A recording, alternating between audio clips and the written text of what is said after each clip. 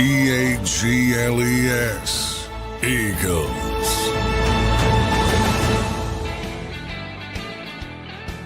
Welcome in, everybody, to a special Football Friday edition of Birds 365 after the Philadelphia Eagles make their first selection in the NFL draft at 31 overall. They jump up from 32 using a fifth-round pick, and they draft Jihaad Campbell, linebacker from the University of Alabama. Johnny Mack, how you doing on this Football Friday, brother, as we are about to dive in to the newest Philadelphia Eagle, obviously with a lot to go here in the NFL draft?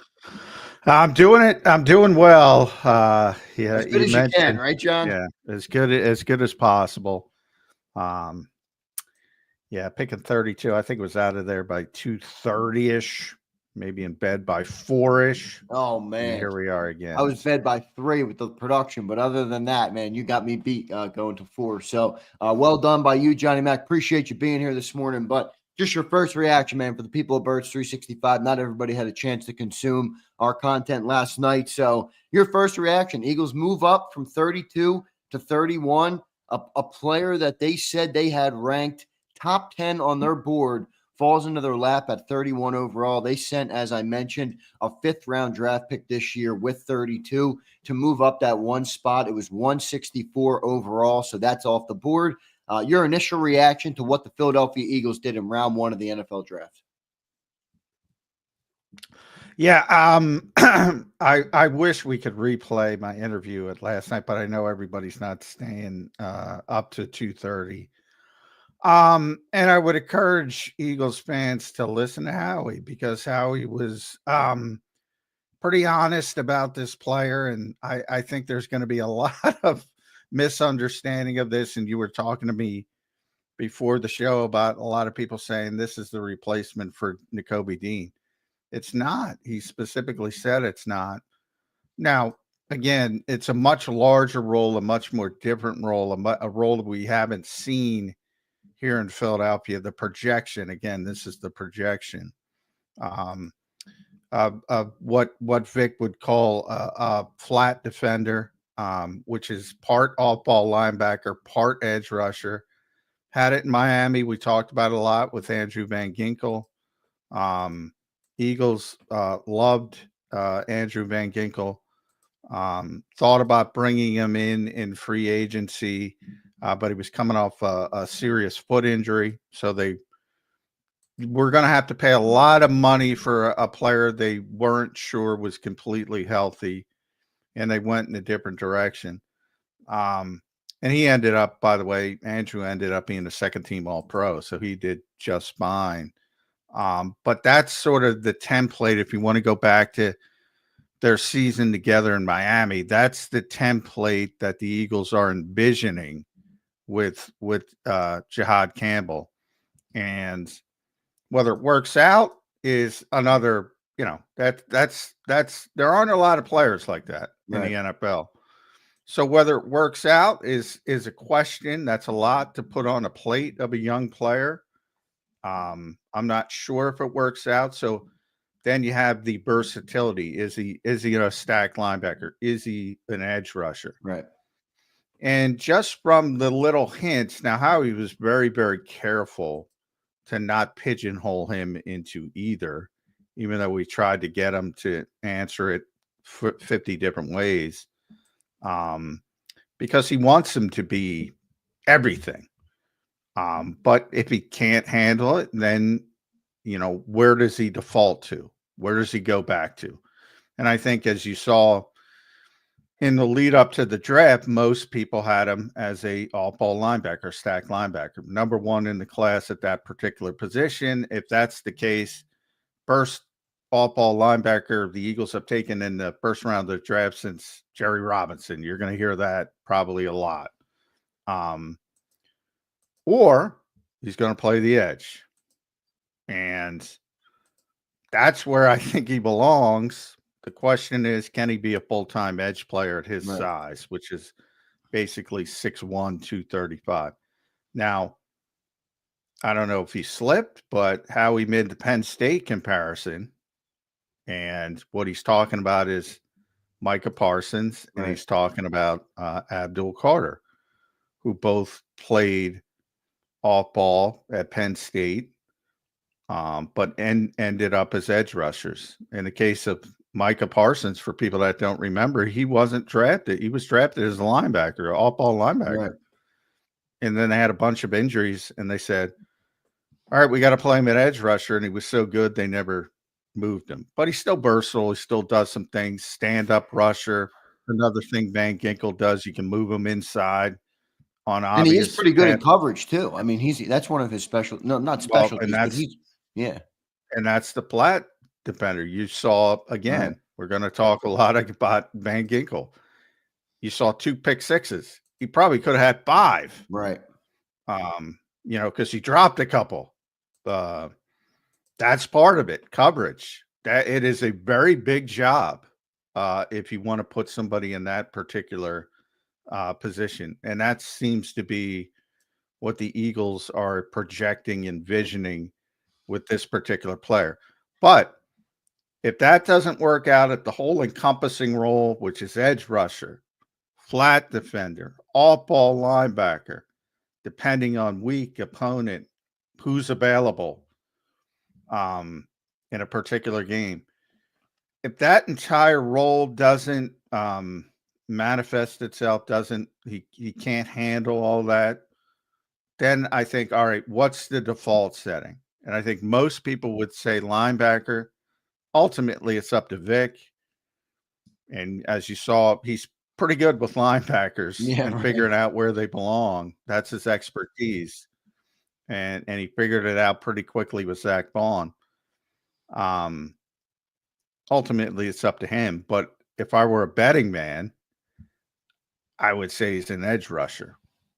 So last night, John, because after our conversation last night, I started to look into the player a little bit before I went to bed. And I want to give credit to Elliot Shore Parks from WIP, but I want you to tell me if you agree with this. So he tweeted out, Elliot, the key to understanding this pick by the Eagles is to view it like this. Jihaad Campbell is an edge that can play off-ball linebacker, not an off-ball linebacker that can play edge. He will rush the passer and then be moved around to utilize other skills, but edge is first. In your estimation, do you think that's an accurate description? Yeah. Good job, Elliot. I'm surprised. That's exactly what I just said. Yeah. Yes. That's exactly what it is. Yes. Again, they want the bigger role. But if they can't, and he has to default to one, he's going to be an edge rusher. I felt that way about Micah Parsons. Right. Turned out, luckily, I was correct. Feel that way about Abdul Carter. Feel that way about Jihaad Campbell. Now, those guys are higher level of prospects, but similar types of traits we're talking about. But yeah, this is the type of player that Vic wants. He wants this role in this defense. You even see him try to do it very, very spare. When he doesn't have the player to do it, he still does it. He throws in the curveball and a lot of people did it. Jonathan Gannon did it. People who run this scheme, where you see whether it's Josh Sweat dropping into coverage or Bryce Huff dropping into coverage. Picture that, but with somebody who can do it, more comfortable doing it, more effective doing it. And it just adds another pitch to your arsenal if you're Vic Fangio. But you're always looking for those curveballs. And this guy is athletic enough. And one of the things about when he moved, because he came to Alabama as an edge rusher, and they had some injuries, and he had to move. And he was pretty good in coverage, which is rare. You expect him to be all right. He's such a great athlete. Maybe he's just chasing people down, and there's part of that in college. But he was also pretty darn good in coverage.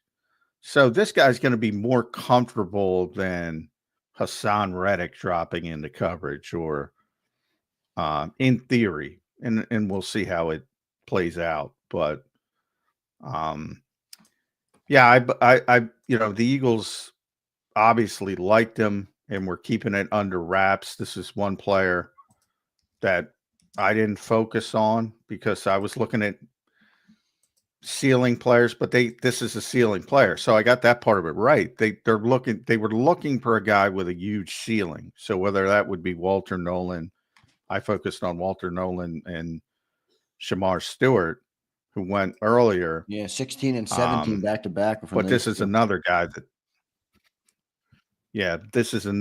that they think has a huge ceiling, and that's what they were looking for at the bottom of the first round. And they tried to trade all the way up to 22 to get him. I don't know who they thought was going to take him, but obviously nobody did between 22 and 31. They moved up from 32 to 31 to make sure. So they obviously had some thought that someone was going to come up to get him. But he had shoulder surgery in March. That helped when it came to him slipping a little bit. Because in most of the process, I had him going much earlier than 31. And I think most people did. But I did mention this week, for those who was listening, there were two names that came out about potential injury issues. One was Campbell and the other was Will Johnson, who a lot of people had as the first or second corner to go, and he's still on the board. So that some teams were concerned with those two players from an injury standpoint. So versatile, our version of Andrew Van Ginkel has landed. He is not a replacement for Nakobe Dean. All right, it is not about that. It's about off the edge. I'll give you guys a little rundown on Jihaad Campbell. 6'3", depending on where you look, 235 it says on the NFL.com, 245 it says other places. I've even seen 250 some places. So let's just call him 240 for now. 6'3", a 4'5", 240, and 9.88 relative athletic score, Johnny Mac. So we talked about how the Eagles like those guys with high RAS scores. Well, there you go. That's a really high one for Jihaad Campbell. So he's a versatile player. I'm really excited to see how Vic Fangio lines him up. John, what does it mean for the lineup on the field? Like, if he's not going to be the off-ball linebacker, obviously, and let's just assume Nakobe Dean's healthy for a second. So you got Bourne and Dean. Like, is he taking the spot of where Sweat would be on the field? Is that how you would say it? You know, like who? Well, I would think. Yeah, I would think if you think about it from the standpoint of, third and long, 3rd and 10 plus, obvious set passing situations, he's one of the 4 guys you want on the field rushing the passer. Right. I would think. Doesn't mean that starts that way. People forget Cooper DeJean, it took to week 5 before they pulled the trigger. Should have pulled it earlier, but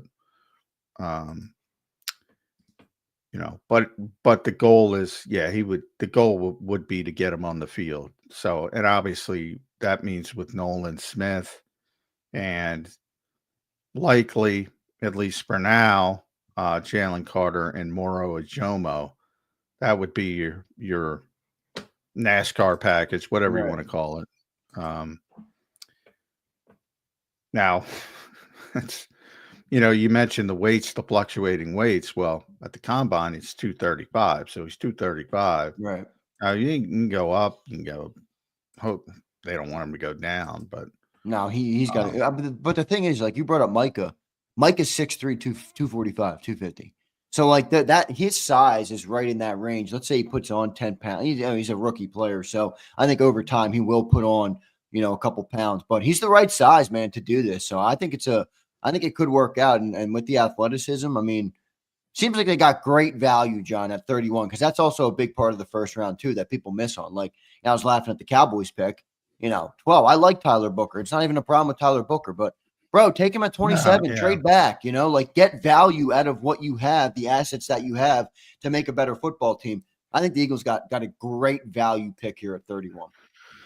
Yeah, I mean, they were trying, it's true. They were trying to get up. They thought they had a deal with the Chargers at 22, and they were going to take him at 22. So I mean, they weren't bull, whating when it comes to wanting the player, having a great grade on the player.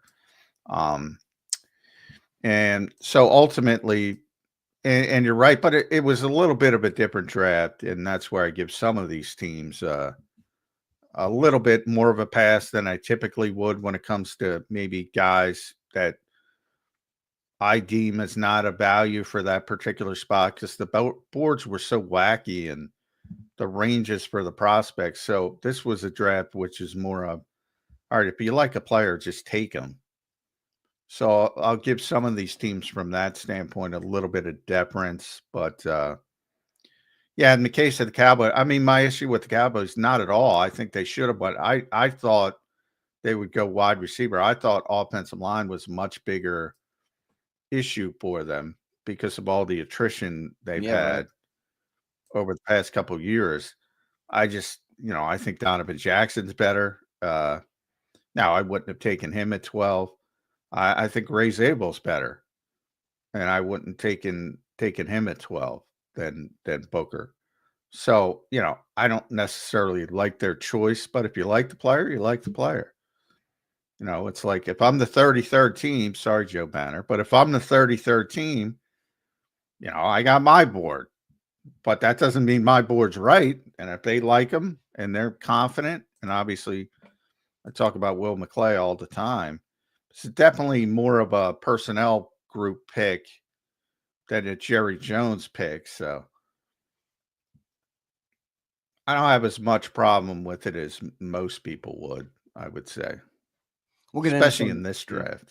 Yeah, we'll get into some of the rest of the draft as well here today. We obviously are going to talk about round 2 and 3 as well, which is tonight. A lot of good players on the board, everybody. So the Eagles sitting at 64 and 96 tonight. What will they do? I'm expecting them to shake and bake and, maybe package up some picks and move up in those rounds unless they like a player or they think they're in a good spot where they are. But a lot of good players remaining still on the board. So tons of people there, including a lot of players who are in on top 30 visits for the Philadelphia Eagles. So we will get into that. John, talk to me about this injury. He had a surgery last month. I believe it's a torn labrum, if I'm not mistaken, in the shoulder. So now the Eagles medical staff cleared him. Yeah. I tend to trust them because they've been pretty good at this stuff over the years. But your thoughts on the injury? Tell us a little bit about it, and then if it concerns you at all. No, I think people get caught up in the moment. Is he going to be ready for OTAs? No. And who cares? I mean, he's 21 years old. He's going to be healthy at some point. Right. So no, from that standpoint, you might have to wait a little bit. He might, will he be ready for the first play of training camp? Maybe not, but who cares? He's 21. Right. There's plenty of time. So I think people get, and it's not an injury that's going to be chronic or degenerative. Most likely, again, at 21, you never say never because it is football. And that's how he described it. He got hurt, football injury. I mean, trying to tackle people. Right. It happens. But again, Nolan Smith, I talked about with the torn triceps, same type of thing. He's going to be back. He's going to be healthy. The one thing you worry about, again, is the lack of size. And you're pushing and pulling on at 235, 240, you're pushing and pulling on 300, often 20-pound offensive tackles. I think he can put on some maybe a little bit more susceptible. Well, there's a give and take to that. Some people, like I talked about Jalix Hunt. Jalix Hunt has the frame for it. I don't know, and I haven't seen Jihaad in person yet, so we'll see. But like Nolan doesn't have the frame to put on a whole bunch of weight. Jalix does. And then you have to are you giving up some explosion? All this factors into it. And, I think Micah Parsons has proved a lot of things to a lot of people in this league. Because he's got shorter arms and he doesn't, and nobody can block him. but again, there's a give and take to that because Aaron Donald's the same way at defensive tackle. But to assume that, I always bring up Kalijah Cansey and Ed Oliver when you're talking about it. People made those comparisons to Aaron Donald, and they're both good players, but they ain't Aaron Donald. I'm surprised how he brought up the Cowboys thing, and he was talking about it. He didn't say the word Micah or Abdul Carter, the Penn State thing, not the Cowboys thing. So he made it obvious who he was talking about. And I'm surprised because, he's probably going to be the Ed Oliver of this type, which is a good player, darn good player. But, he's not going to be Micah Parsons.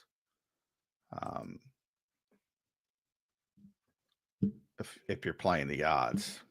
Doesn't seem like you love the pick. Am I reading it wrong, or do you not like the value for that type of player at 31? Like, is there any concern you have?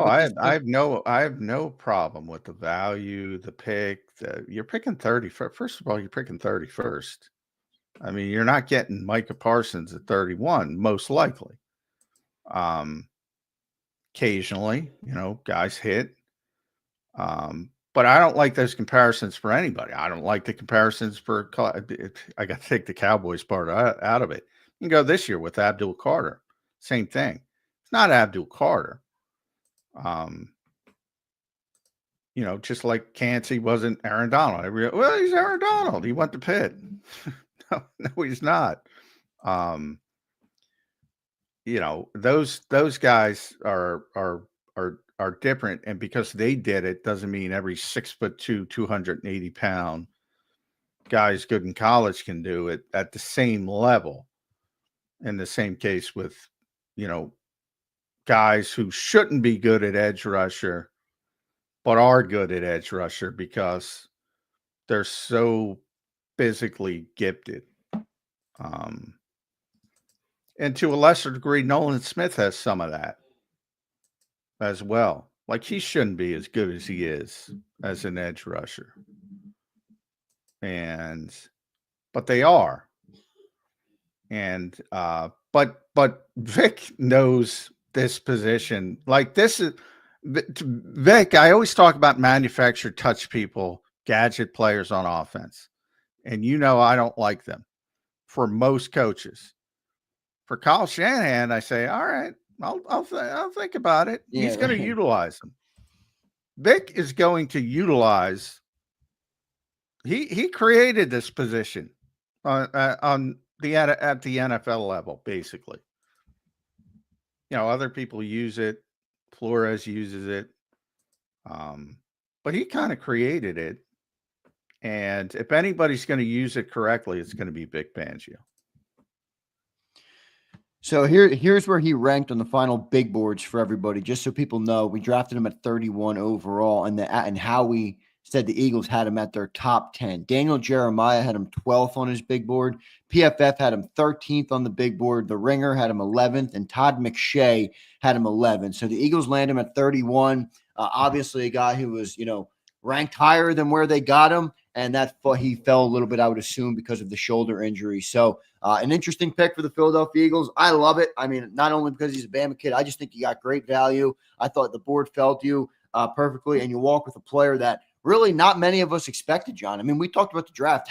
How many hours, John, leading up to this sucker? I mean, we mentioned Campbell, but he wasn't in our top 5, 10 guys that I think we thought the Eagles were going to take. And, I didn't see many people anywhere talking about this guy as a potential draft pick for the Philadelphia Eagles. I think most people thought he was going to be way off the board, to be honest with you. But, he falls to you, and another Alabama SEC player falls to the Birds, and you take him at 31. So Howie, per se, does it again, and let's see how the player does. But another great value pick for the Birds.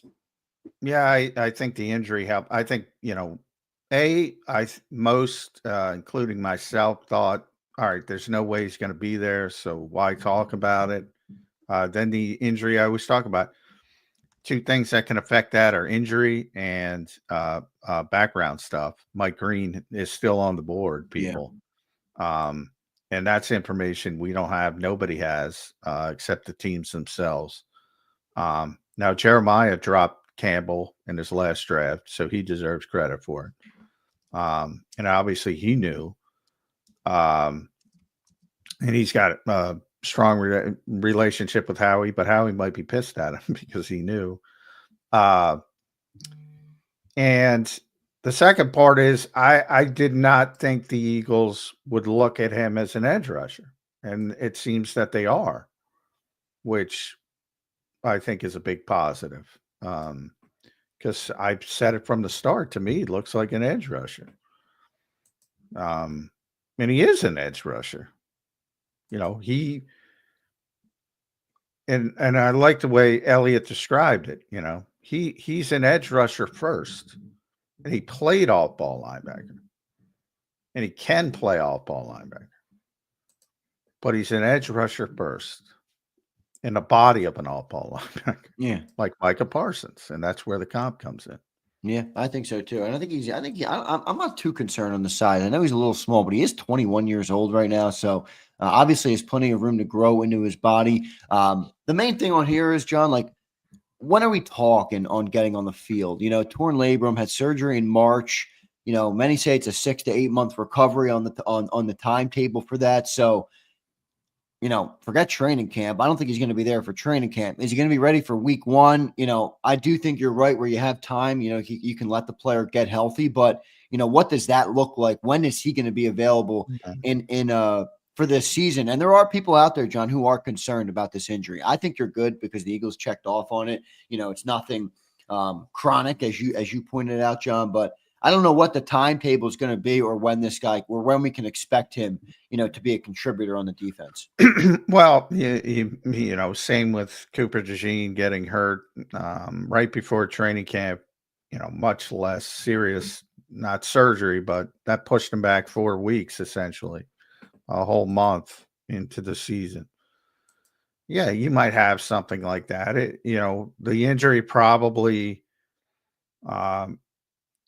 you know, limits the opportunity to be that day one starter a little bit.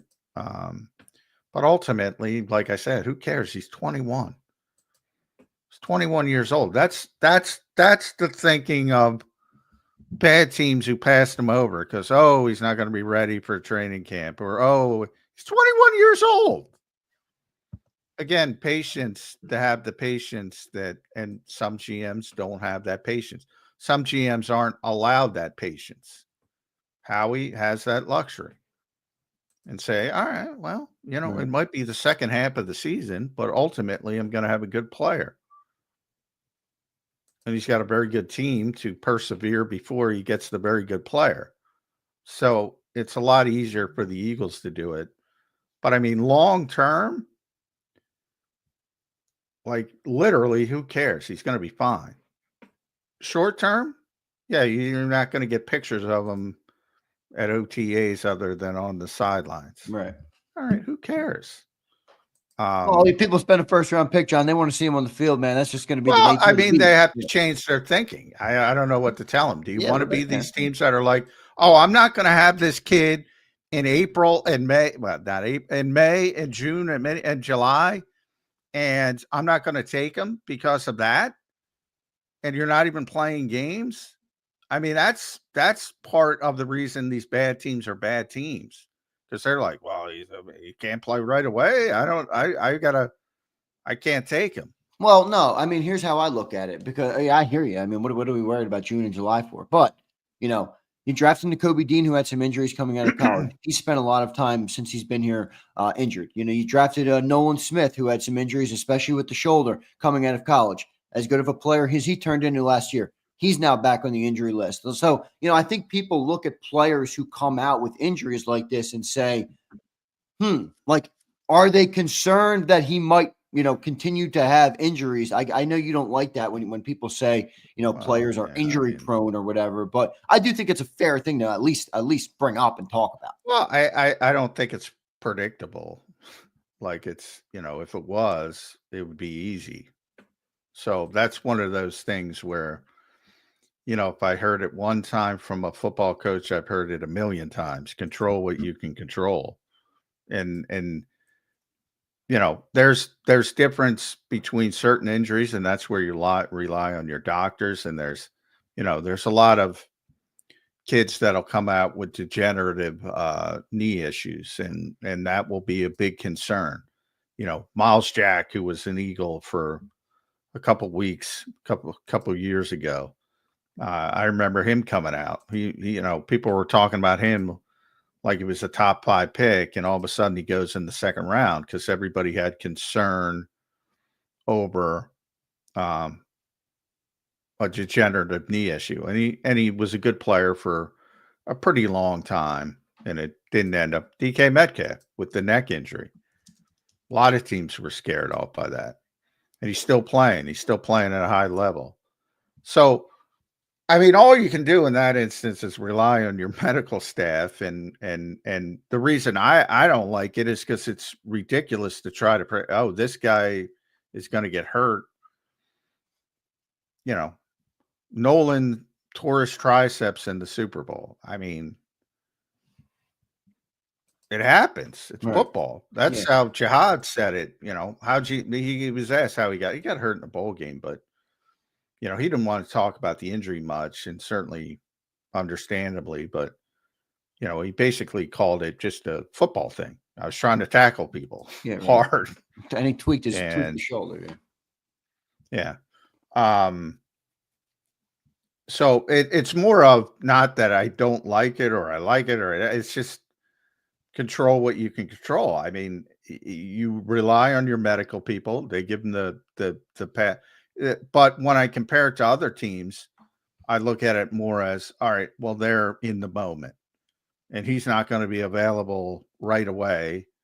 And they say, I need somebody that's available right away, whether it's to save my job or make sure I'm having my job. And they can't have patience. And the Eagles have the luxury of patience, and Howie Roseman has the luxury of patience. And from his process, all I'm trying to say is he's 21 years old. He's going to be fine. When he's going to be fine, officially 100% fine, I don't know, but he's going to be fine. And ultimately, if that's week 1 or week 7 or week 8, where he turns into a contributor, that might get pushed back a little bit, but the goal is to be, I think if you've seen the difference between 2023 and 2024, the goal is to play your best football late. Even in the regular season when the games do matter. Cooper wasn't even playing that first month, Cooper DeJean. But by the end, he's playing pretty well. Right. If you look back, would you not have taken Cooper because of the injury? No, you wouldn't. And Cooper fell a little bit, not a ton, but, most people had him graded as a first-round pick. Right. And the injury he suffered in training camp had nothing to do with the injuries in college that he fell a little bit with, but he fell a little bit because of injury concerns. It's a short-sighted, another example of a short-sighted way of thinking by many NFL GMs. Yep. Now, again, there's different injuries, knees, necks. They have the potential to be more long-term, significant potential issues. And that's why there's more concern. Ben Morrison, that's going to be an interesting player today. Man, I think he's a great option day 2. But that injury is more concerning. So, right. You have to do a lot more due diligence on it. So, and from the Eagles standpoint, just from an Eagles centric view, do you really want to take one guy's injured and another guy that's injured? Probably not. So I'm probably taking Benjamin Morrison off the board. Right. And Will Johnson too, man. Now his is really scary. Will Johnson's with the knee, but man, he was a guy that was once talked about like as a top 10 pick shoe-in type of player, and he's still on the board going into round 2. So unfortunate for him, but we'll talk about that too. We're going to get into who's available going into round 2. and 3 tonight. That kicks off tonight, day 2 of the NFL draft. Still a ton of players out there. Will Johnson, I just mentioned, Mike Green, Emanwari, Donovan Ezeraku. I thought they were taking Ezeraku there at 31. Darius Alexander. You got Shadur. So did Ed Kratz. Ed Kratz was ready to spike the football. Yeah, man. He was on Birds. He had the football. Yep. He had the football ready to go.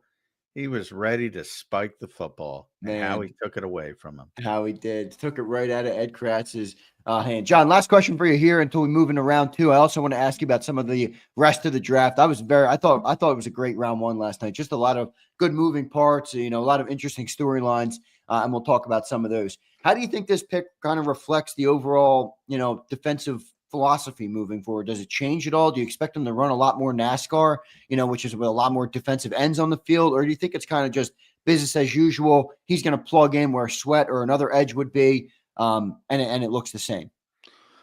No, well, no, he's a different type of player, as I said. So in theory, he's going to expand Vic's ability to do what he wants to do on the front. In theory, in the laboratory, until you get to see it on the field. Can he handle that role? It's a very big role. And Van Ginkel's the guy that they're basing it on.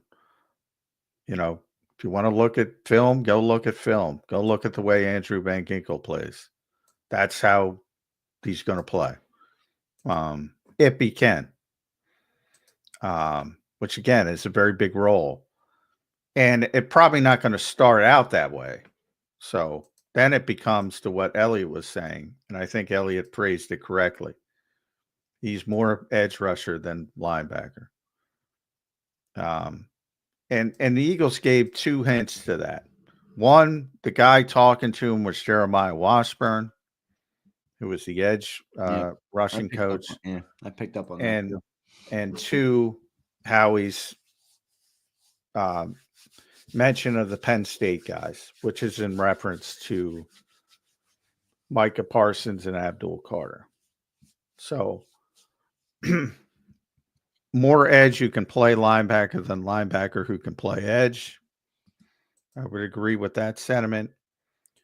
But the goal is to get them to play both and have that hybrid sort of player that they haven't had to this point. And they haven't been able to get. But they've been looking for it. But again, there's probably 4 or 5 guys in the league that play. There aren't a lot of. No, there's not. Yeah, there's definitely not a lot of these type of dudes.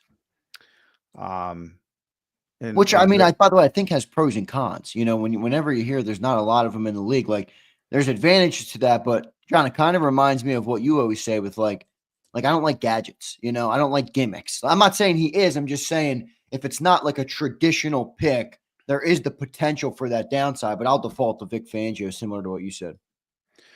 Well, yeah, and I said, I always say that, but when it comes to Kyle Shanahan, I say, all right, I'll take a look at it.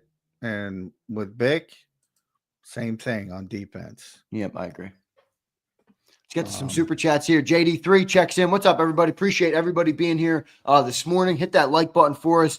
Big round 1 for the Birds in the books. They move up to 31 and take JAKIB Campbell from the University of Alabama. Roll Tide, baby. JD3 checks in. Eagles now have their version of Luvu Van Ginkel. Please don't draft tight end today and blackball my guy, all-pro Harrison Bryant.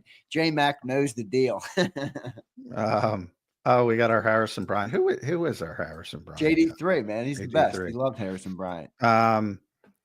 Frankie Luvu.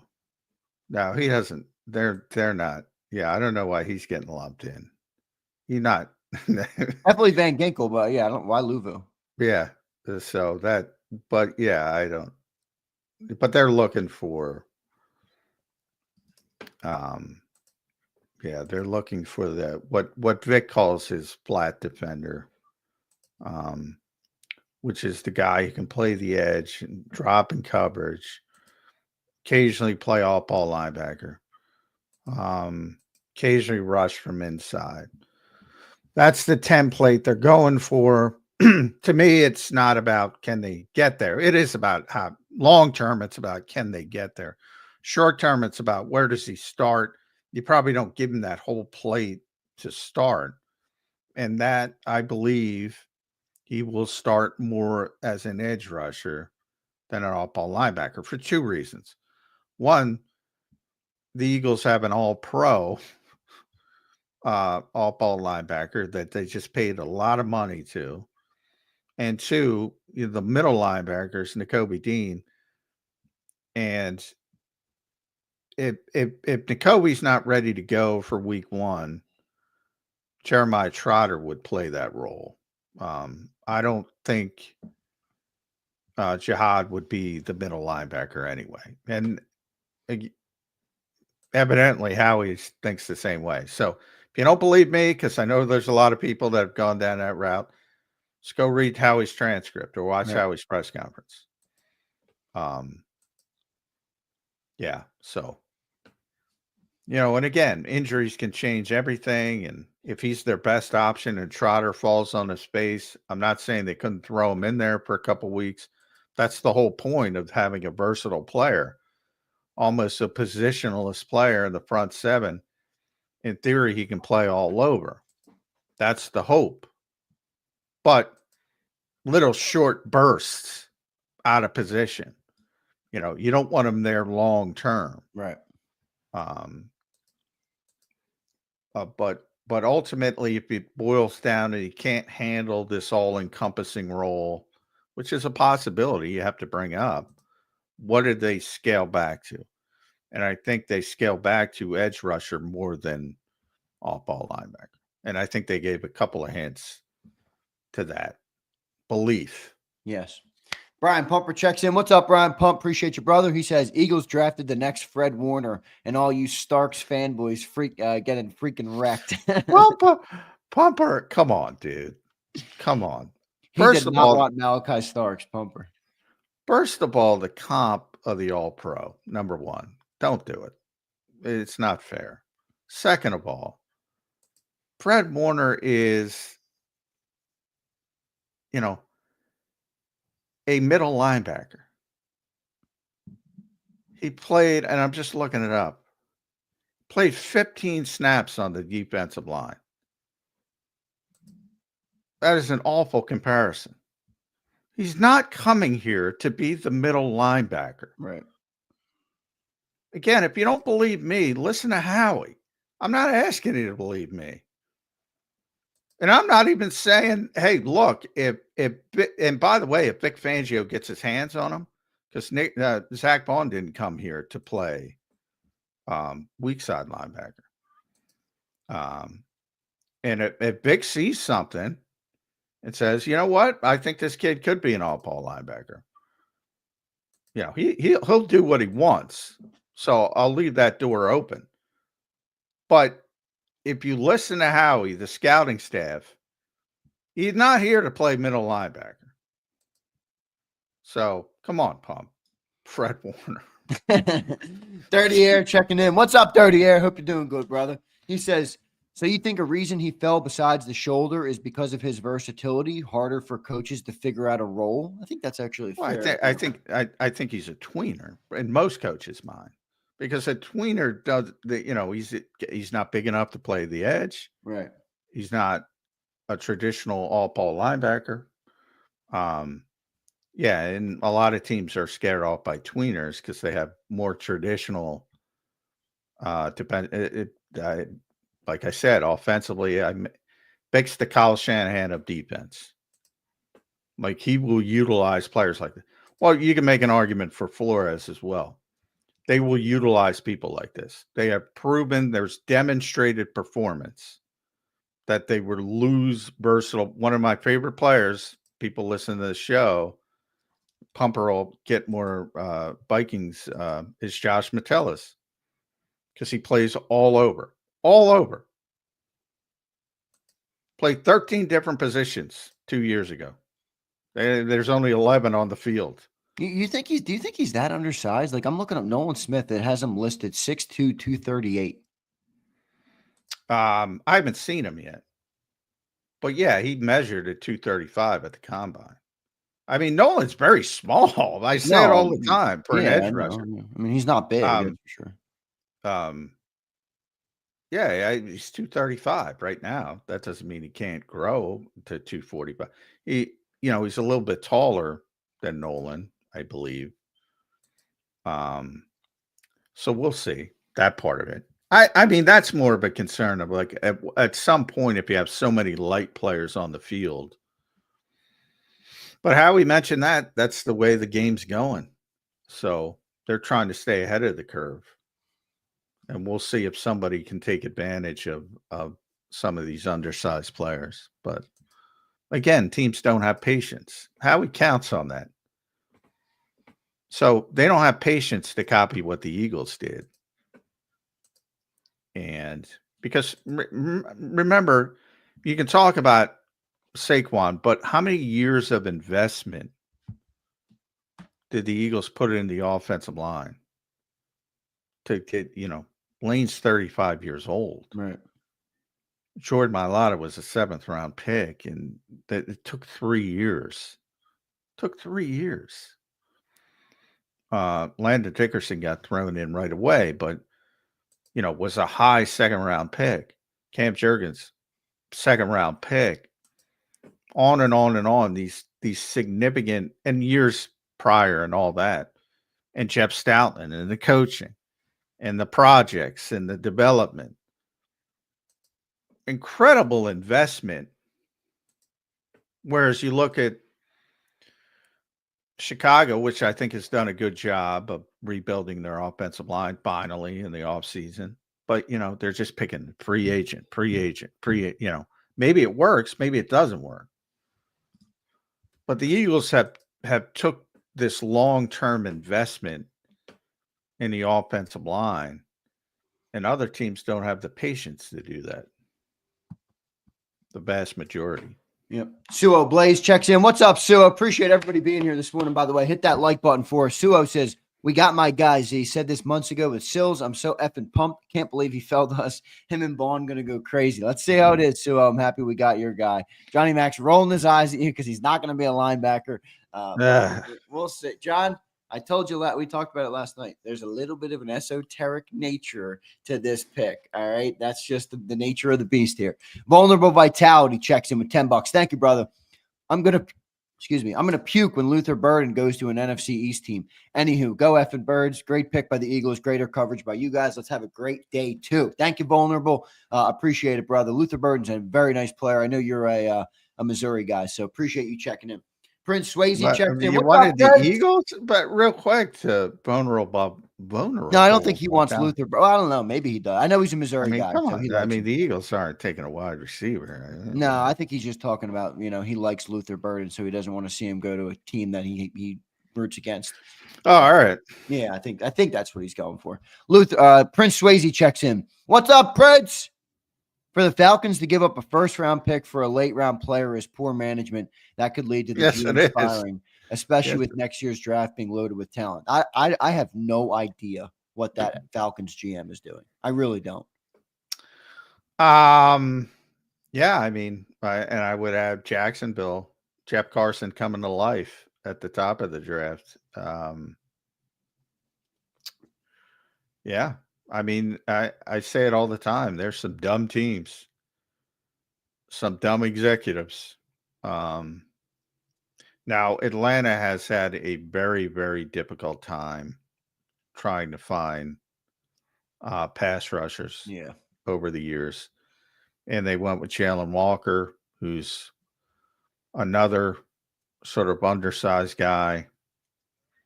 A lot of those guys. And to Howie's point about the game changing, and then they carpet bombed it with James Pierce.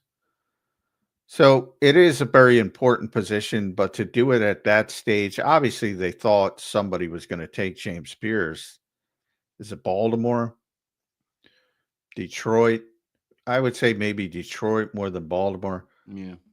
I always talk about Eagles-y picks. I think the most Eagles-y pick in the first round would have been Walter Nolan, who obviously went 16 to our old buddy, Jonathan Gannon, but didn't have an opportunity for the Eagles, who started thinking about trading up at 22.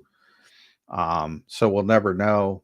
We'll know at some point. Howie will talk to us about how much interest they had in Walter Nolan, but the most on-brand pick to me in the first round was Baltimore with Starks. Yeah. So I don't think they were taking him. Detroit might have taken him. But I mean, all right. So you lose out on James Pierce. I mean, I'm not a big fan of the player. I'm certainly not giving up a future one for him. No, me neither. But again, if you like the player, show the courage of your convictions. Everybody is so clearly defined. The first thing you have to admit about the draft is none of us know. Now, these teams are doing more homework than anybody in our realm, whether it's fan or even media. They have more information. And if you believe in a player, yeah, I have no problem with that. But on the surface, as a media person, it looks like he gave up a lot for something that doesn't make a lot of sense. Yeah, I'm not a fan of what the But Falcons if he turns into an all-pro, it all evaporates. That's true. No doubt. Rich checks in. What's up, Rich? How many picks we making today, Z? I'm going to say, well, we got 2 right now.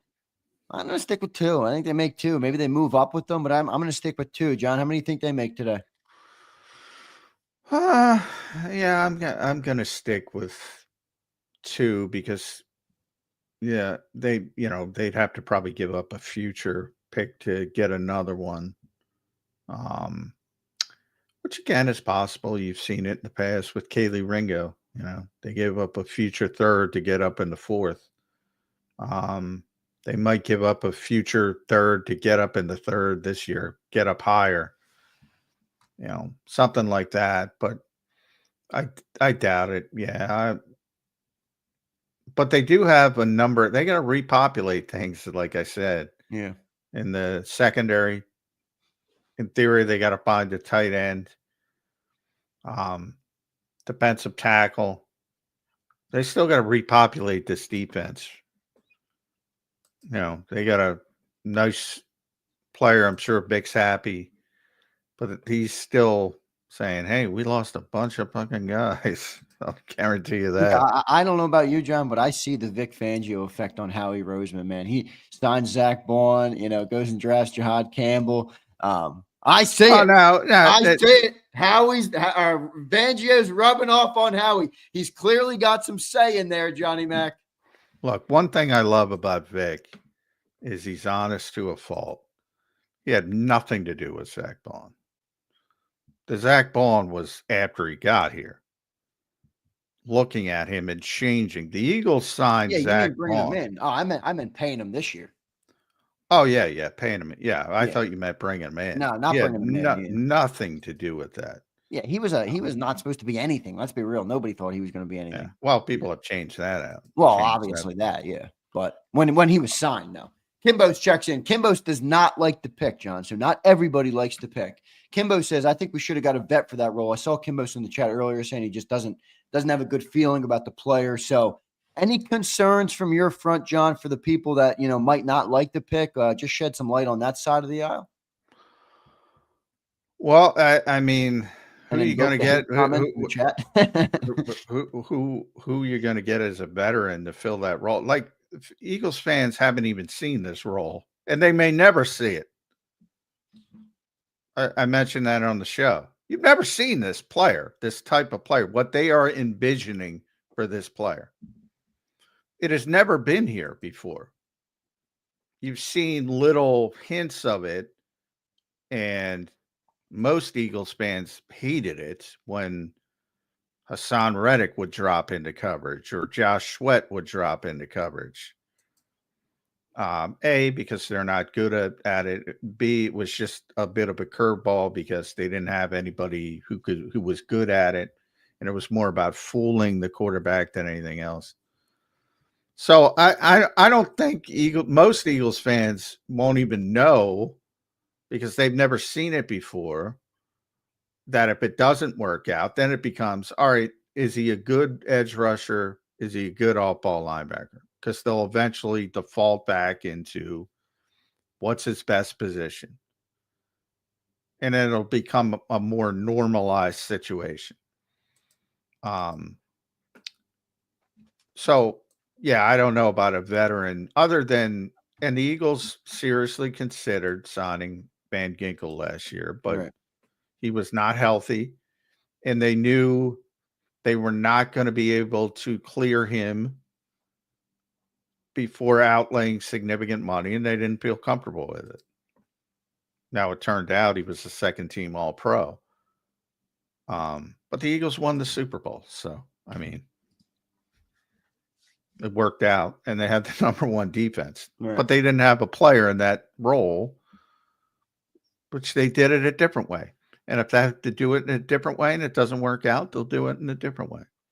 Great stuff there. Great first hour here on Birds 365 this morning. Appreciate everybody being here. Johnny Mac working on low rest. I'm working on low rest. We were up late, but I'm still fired up.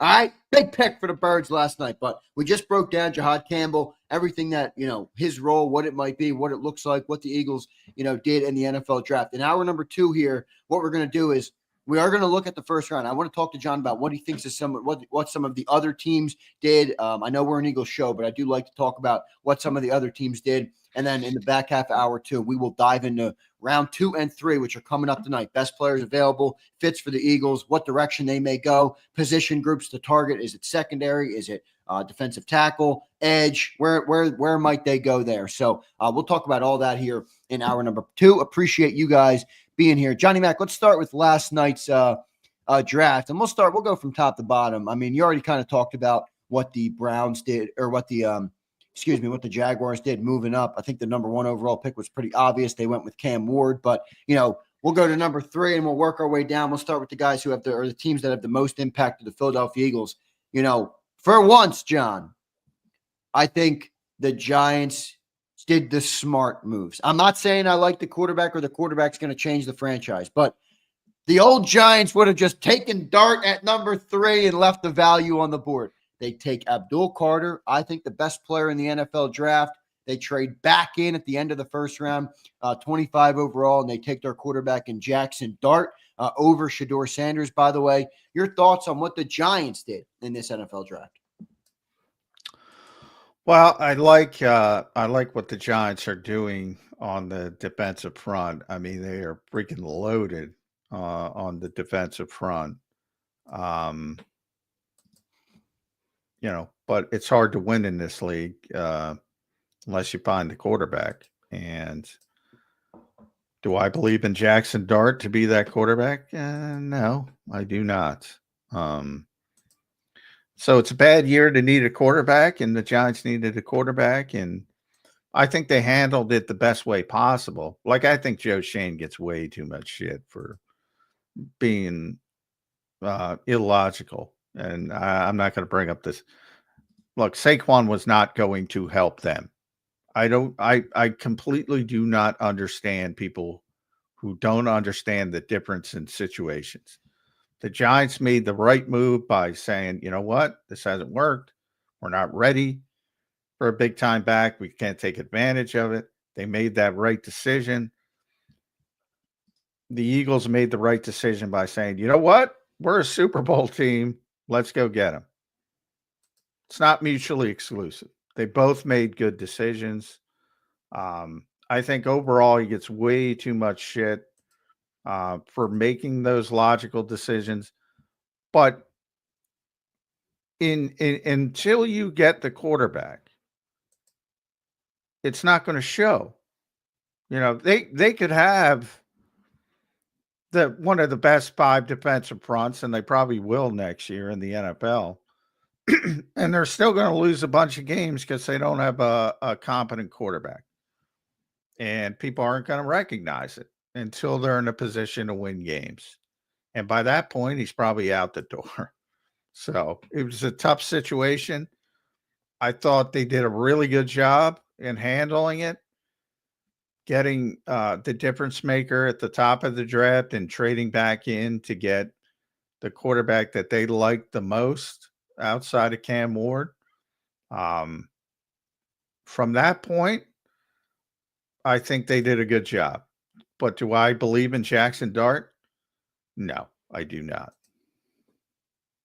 Good stuff there, Johnny Mac. I was okay with what they did in the NFL draft. The other one in the top 10, which really surprised me. Well, a couple actually. I love Genty. I'm upset he went to the Raiders. I wanted to see him go to a little bit more competent team just because I'm fascinated by the player. Ted McMullen goes number 8 to Arizona. Apparently Bryce Young loved him. And then Colston Loveland was tight end 1 to the Bears, which, now that you think about it, kind of makes sense because Colston Loveland was always the better receiver option at tight end. And they just got Ben Johnson, a guy who, is a pass happy guy. I mean, a versatile offensive mind, if you will. So just your thoughts on some of those other picks that happened there in the top 10 with Loveland and Tet McMullen, Genty. I thought the Browns made a great move, trading back, getting a future first, and they get Mason Graham to go next to Myles Garrett. Woo! That's a good defensive line in Cleveland. Yeah, I like what Cleveland did. I mean, Cleveland fleeced Jacksonville. They just fleeced them. I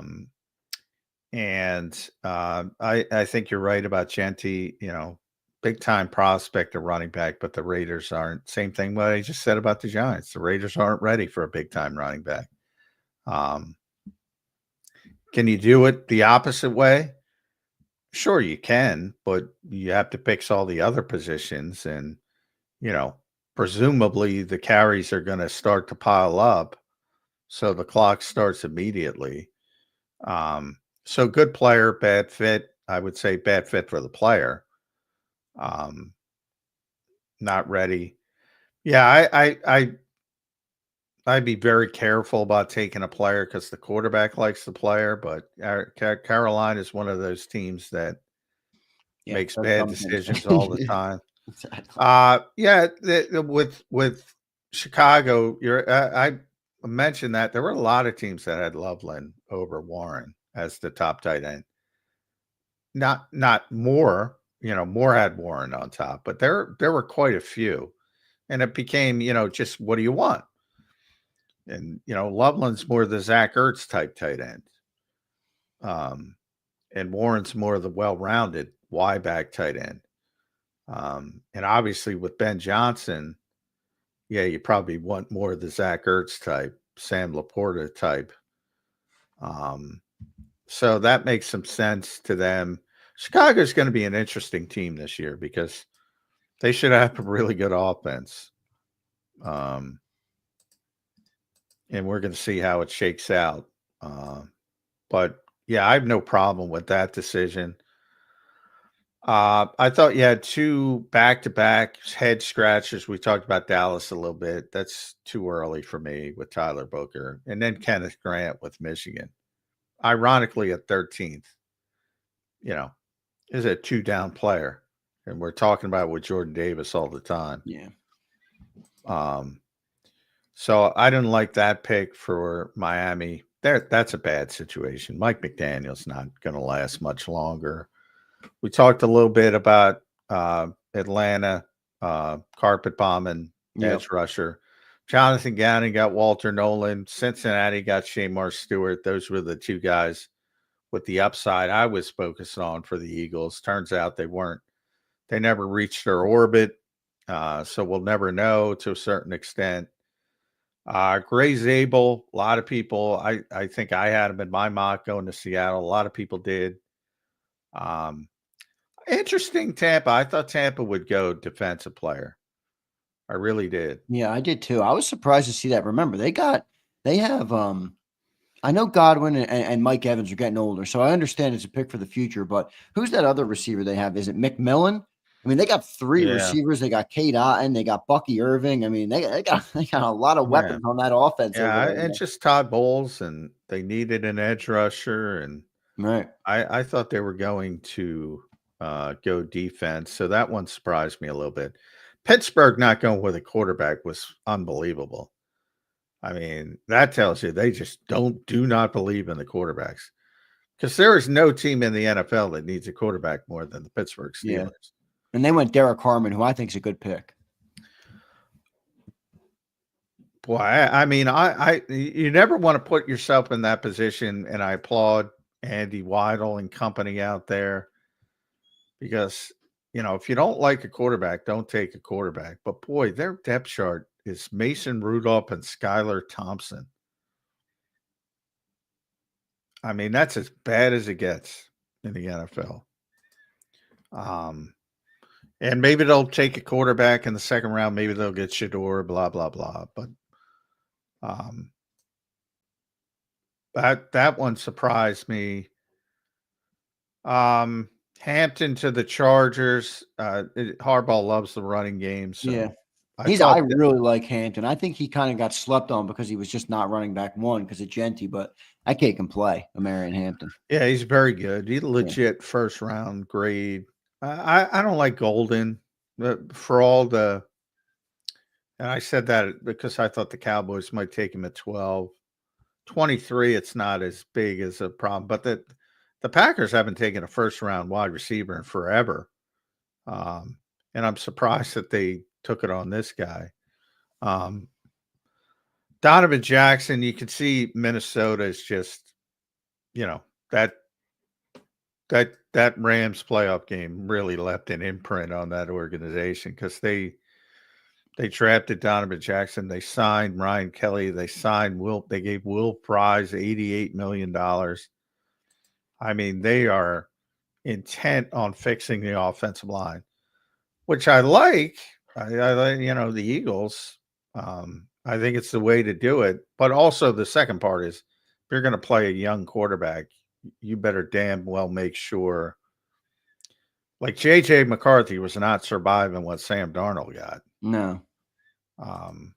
So they had to fix the offensive line, and they have, at least on paper. Our only issue with that pick, I think they're right to go offensive line. I mean, look, we're spoiled in Philly. We've had a great offensive line for a decade, but longer. But I just thought that was a little bit of a reach. Like, I thought Donovan might have been sitting there. Now, again, it's easy to say that.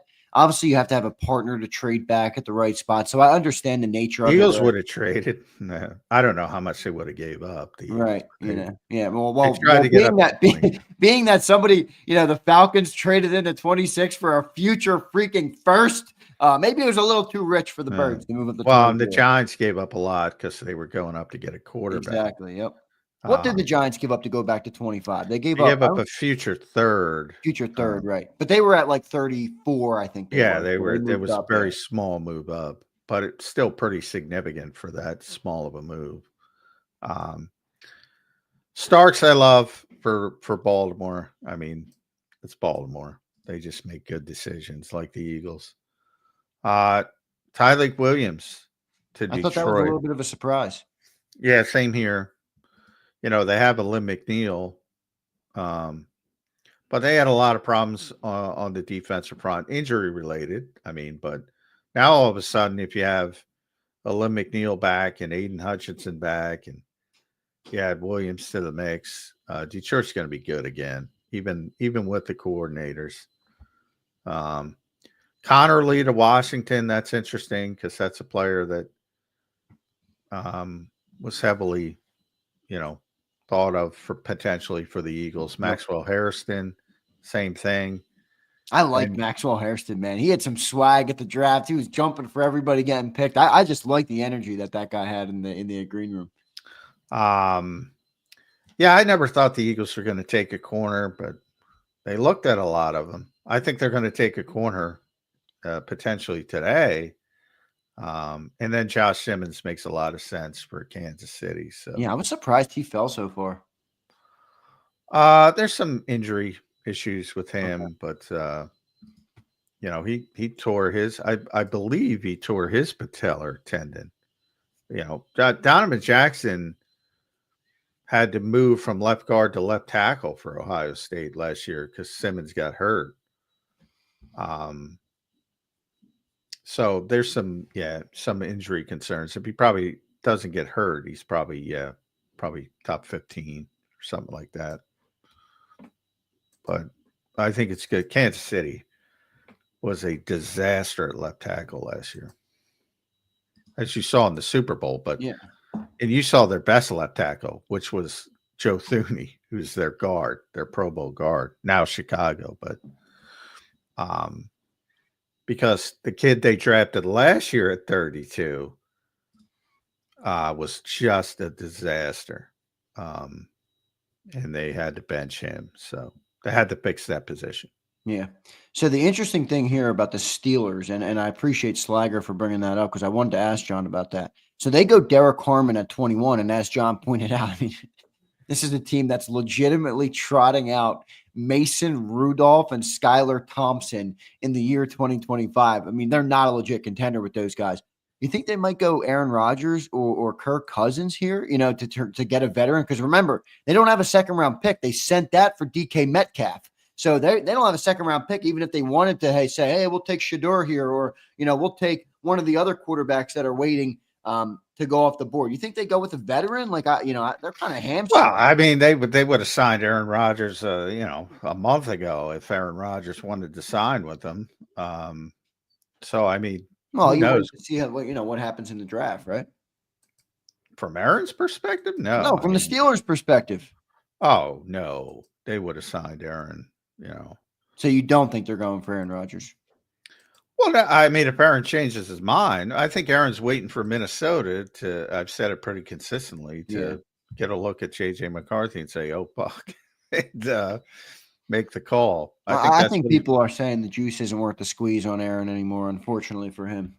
Not Pittsburgh. I mean, Pittsburgh, he'd already be in Pittsburgh if he wanted to be in Pittsburgh. Already be there. I get a lot of people don't like him and the way he handles himself, but he would already be in Pittsburgh if he wanted to sign with Pittsburgh. If he wants to sign with Pittsburgh today, he can sign with Pittsburgh.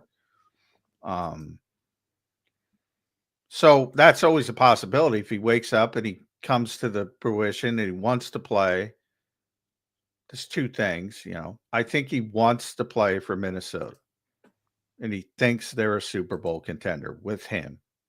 I don't think he thinks that way about Pittsburgh. And that's the difference. And he's waiting. And if they say, you know what, JJ's ready, JJ McCarthy's ready, he'll probably retire.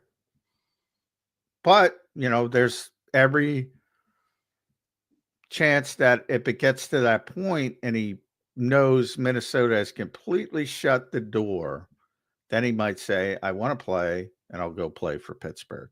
I think that's the hope for Pittsburgh. Cousins, there was a lot of talk of Cousins being traded, but now it's rescinded because Atlanta just wants whomever, whether it's Cleveland, Minnesota as the backup was in the equation again. But they want, all these teams would acquire them, but they don't want to pay them. And they want Atlanta to pay most of the freight, and Atlanta won't do that. So that's at a stalemate. And unless Atlanta changes their mind, its mind, he's gonna be the backup with the Falcons because nobody's paying what they want. They want him to pick up a large portion of the contract, and they're not going to do it. Yep, no doubt. Johnny Mac, let's start looking ahead here to round 2 and round 3, which will take place tonight. I originally saw somewhere that it was 6 p.m., but I think it's 7 p.m. Does the draft start 7 p.m. tonight? Yeah, 7 o'clock. You probably saw Central Time. I saw 6 somewhere. I don't know where I saw 6. Well, it's in Green Bay, so it's Central Time. Okay, yeah, there you go. That's why I saw that. But John, just looking at some of the players here, man, in round 2, Will Johnson, he was a really high rated prospect. And now obviously the knee injury, people might think that's a chronic knee injury type of thing there. So he fell all the way. He was one of 2 players in the green room who were not selected last night. It was him and Jalen Milroe. I don't know why the NFL invited Milroe. Like, most people didn't think he was going round 1, but hey, listen, he goes, he got to get some FaceTime and he gets a cool outfit and get some pictures taken. But other than that, he wasn't selected. Then you have Mike Green. Now, Mike Green is a very interesting name. I know many people think the Eagles have ruled him out, but it's one thing to rule a player out in round 1. Is it a different story in round 2? Maybe not with the nature of, why he was ruled out, but I don't know what your thoughts are on that player, but him sitting there in round 2, is insane value from a football perspective. Yeah, well, I agree, but yeah, I don't think the Eagles are considering him. Yeah, and to your point, there's with injury red flags, there's usually, he's off the board means for the Eagles, and everybody's a little bit different. For the Eagles, DK Metcalf, I'll give you as an example. He was off the board on days 1 and day 2. They would have considered him in day 3. And that's typically how it goes with injuries. There's levels to it. With this issue and the domestic violence accusations and Howie's recent comments, I'm pretty sure he's completely off the board. They're just not going to take him. Now, if it lands in the 7th round, do you have to, they don't have a 7th round pick, but you get my point. Do you have to hold yourself back and say, I just don't think they're going to take that player. Yeah, I don't either. John, the order tonight is interesting. Browns are first. They got 33, and they also have 36. So 2 of the first 4 picks. You think Shedeur comes off the board to the Browns in round 2 tonight? Well, they have their choice of quarterbacks. I mean, it could be Milroe, it could be Shedeur, it could be Tyler Shuck. Just from knowing Kevin Stefanski, I would think the best fit of those 3 is Tyler Shuck. He's the traditional Shanahan, Kubiak, play action, offensive coach. And that's what he likes. Now, if you're going upside, it's probably Milroe. If you're not probably, he's the most talented guy. He's got more upside than Cam Ward if you can figure it out and develop him. Cam Ward, he was cool as a cucumber last night. And, well, hey, number 1 pick will always be the number. That can hurt you, though, and that could help you short term. Might hurt him long term. I just kind of got the vibe of, never too high, never too low. Like he was so even keeled throughout the whole thing. And then I'm listening. They asked him on the interview after he got selected, what's it mean to be the number 1 overall pick? And I quote, he legitimately said, nothing. It means nothing to me. The work starts now, basically. And I'm like, hey, I kind of like that answer. I know everybody wants him to kind of revel in it, but he said, look, this is a testament to the hard work I've put in my whole life. And, the work starts now. So, well, I think it's a good sign. Yeah, I agree. There's so much. Look, you see how it is, man. You got to be cool to be an NFL quarterback. You absolutely do. Well, you can't find many quarterbacks in the NFL more talented than Caleb Williams, last year's number 1 overall pick, just from a pure talent perspective. And even last year, he made some throws that there's like 2 people in the world can make. And ultimately, he wasn't very good because he doesn't know how to play the quarterback position. Right. So much of it is, development and understanding and processing. And so, I mean, all these guys, if they can figure out that part of the game, as we've seen, I mean, the best draft pick in NFL history is 199 overall. 199 overall. Yep. Here locally, you have a 2nd round pick who's won a Super Bowl, made 2 Super Bowls, made the postseason 4 consecutive years. Yep. As a 2nd round pick. And there was significant development on both of those instances. You didn't just draft a player and that was it. There's been significant development. So what you do with that talent is more important than even the talent. But if you could ever box up whatever Tom Brady has with Caleb Williams' skill set, that would be special. But that's far easier said than done, I would say. So, having that right attitude, that's a big part of it. And hopefully it works out for all of them. But to your Cleveland, if they want somebody to play right away, then Shador would probably be the best option. So you have three guys. You have Shador is probably the most ready to play. Jalen Milrose got the highest ceiling, and Tyler Shuck is probably the best fit for the coaching staff, I would say.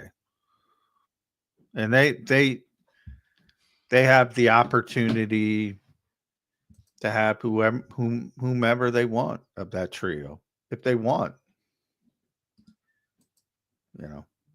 But I'm not in love with this quarterback class. I've been pretty honest about that. John, who the targets you like the most? By the way, we're going to get Jeff Kerr up here in a little bit. He's going to give us just his instant reaction kind of on JAKIB Campbell coming to the Philadelphia Eagles. So I'm looking forward to talking to Jeff. Obviously, won't be as long of a segment as we normally have with him, but he mentioned to me he wanted to give a chance to react. So we're going to bring Jeff Kerr up in a couple of minutes. But John, a lot of good names still in round 2.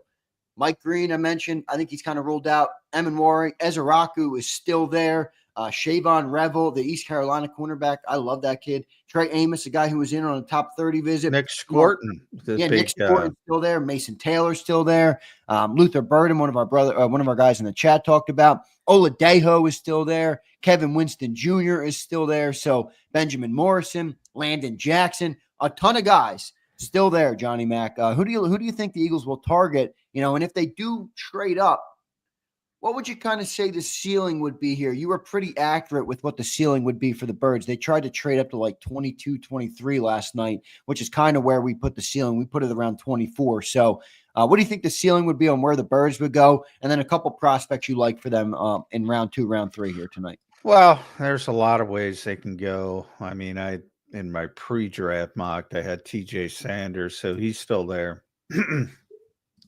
We'll see if he continues to fall. A couple safeties, Kevin Winston Jr., Xavier Watts is a guy. We had big playmaking safety.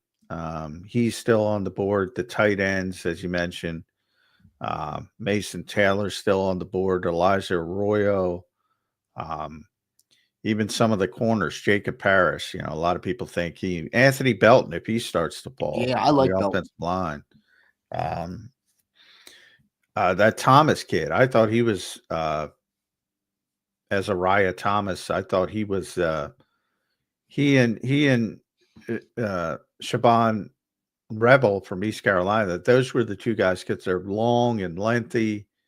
I thought they were potential surprise first round picks. That's a good pronunciation by you, by the way, on Azariah.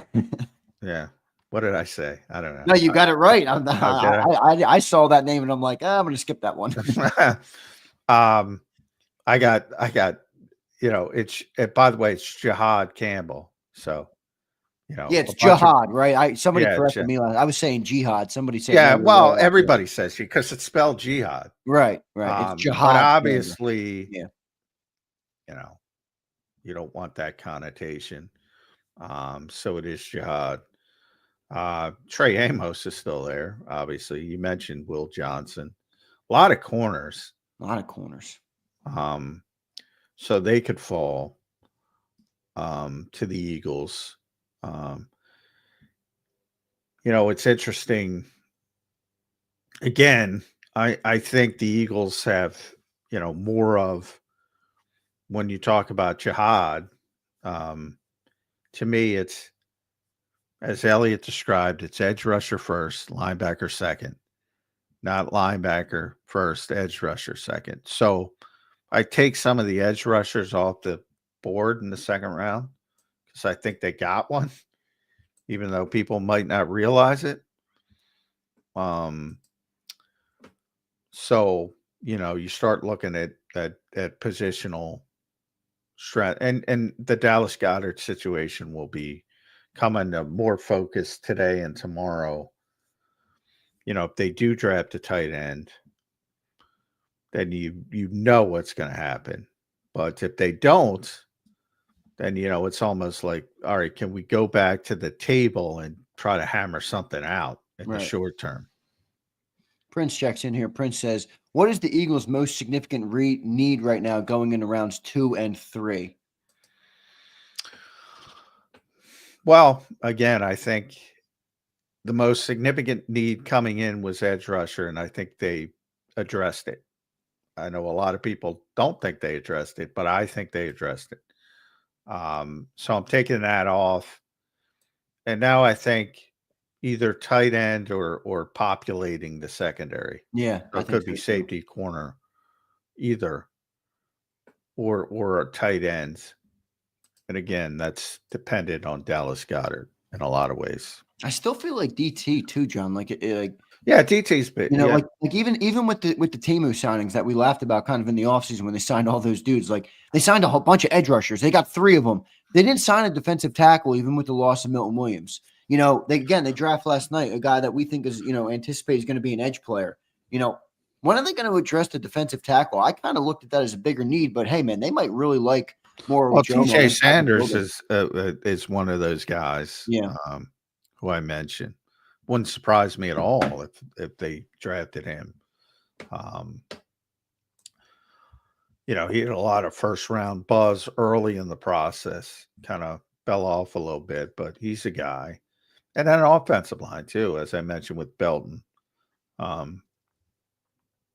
If he falls a little bit, and then third round, you start talking about the Charles Grants of the world or the Marcus Embos of the world,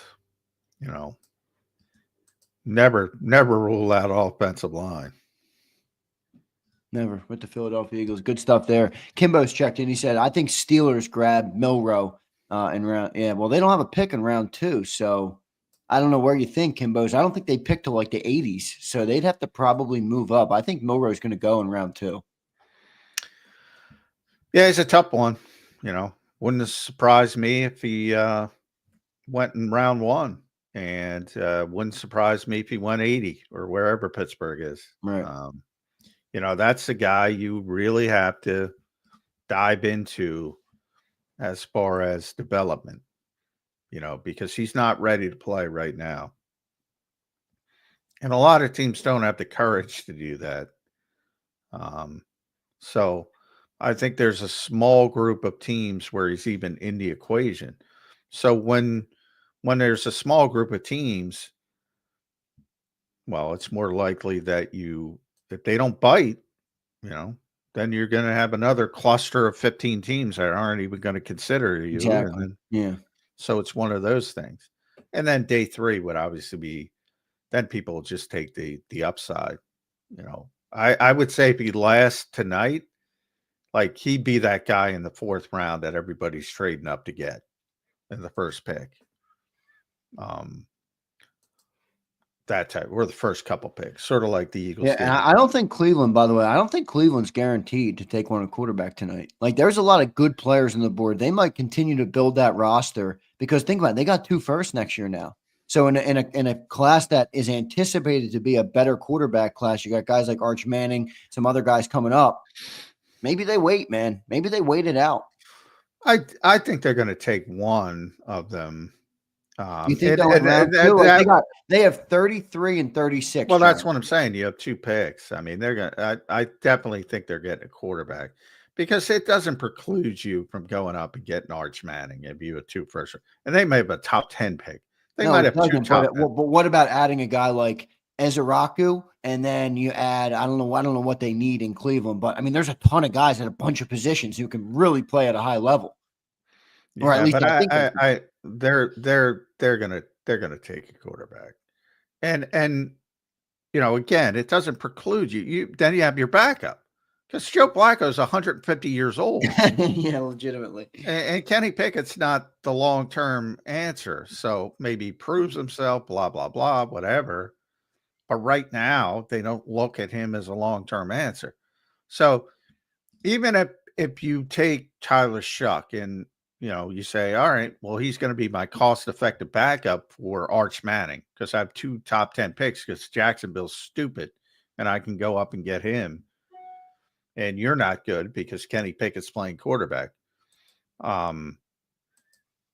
So taking a quarterback here is not going to preclude them from taking a quarterback at the top of next year's draft. Good stuff there. We got our man Jeff Kerr is going to give us 15 minutes. Jeff, we appreciate you, brother. We're going to get to Jeff in just 1 second here. James M says, I think a lot of teams wait for next year's stacked quarterback class. I'm with you, James. I think so too. And that's where I don't think it's that stacked either. Yeah, it's not that stacked. It's better than this year. It's not last year's. Next year is not last year. Now some guys will develop, but most people I've seen the early. And Jeff, we can bring Jeff on because he's a Penn State guy. Let me get Jeff up. All right. Jeff Curran now joining us here on Birds 365. Jeff, what's going on, man? Welcome to the show on this Football Friday. You know what, guys? I'm still kind of excited over the Jihad. I'm already saying Jihad. Jihad. I called him Jihad. Yeah, Howie's face. Yeah, I did it last night too. It happens. But I'm excited over the pick. I really am. I'm sure you talked about John. They found their Andrew Van Ginkel. They really did. Yeah. I hope people recognize it. So, but we'll talk about Jihad. But I was talking about the quarterbacks, and I wanted to talk to you because a lot of people say next year's class is loaded. I don't think it's loaded. We've never seen Arch Manning do anything except his surname. He couldn't beat out Quinn Ewers. Nobody's talking about Quinn Ewers. And then your guy, Drew Aller. I mean, he was brutal. Drew Aller is the reason. Drew Aller is the reason Penn State did not play for a national championship this year. Yeah.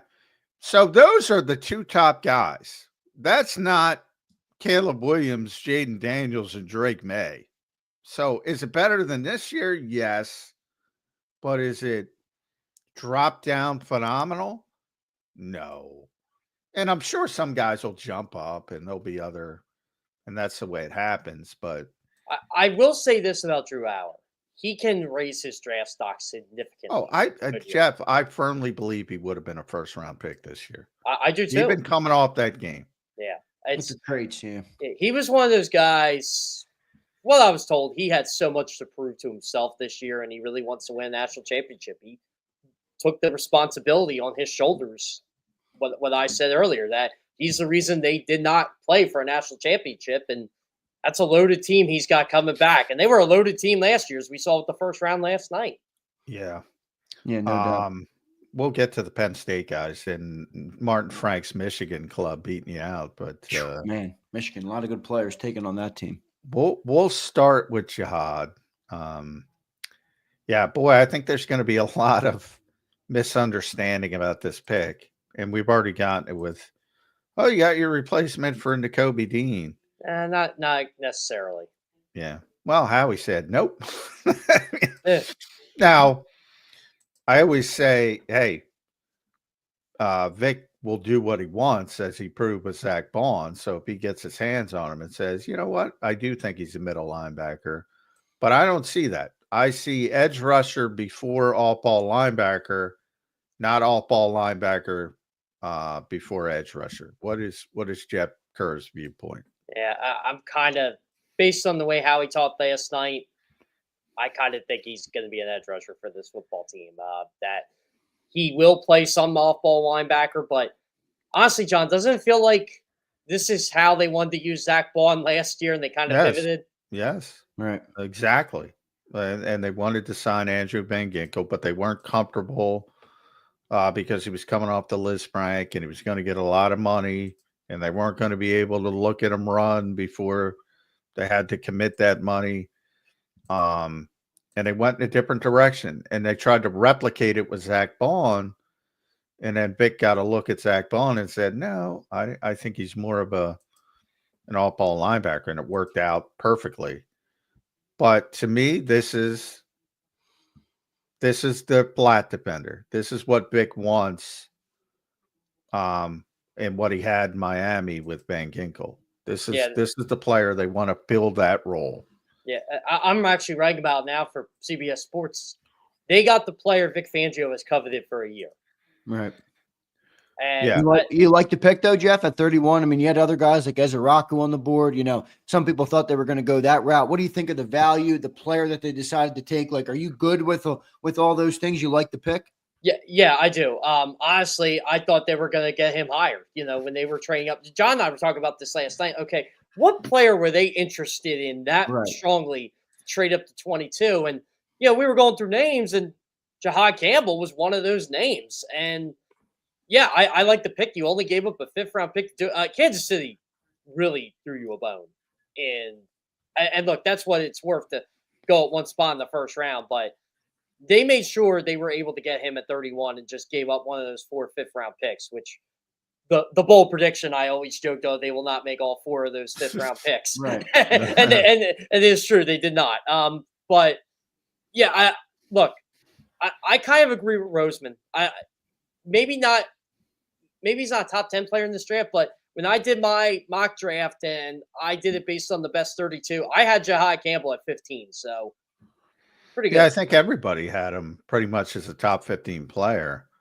But I have to admit, part of the reason why I didn't connect Jihaad to the Eagles was, well, I didn't think there was any chance he'd be there that late in the process. And, teams got concerned about the shoulder and all that kind of stuff. But I also did not think the Eagles would envision him as an edge rusher, which I thought he was. Zander can tell you. I said, he looks like an edge rusher to me.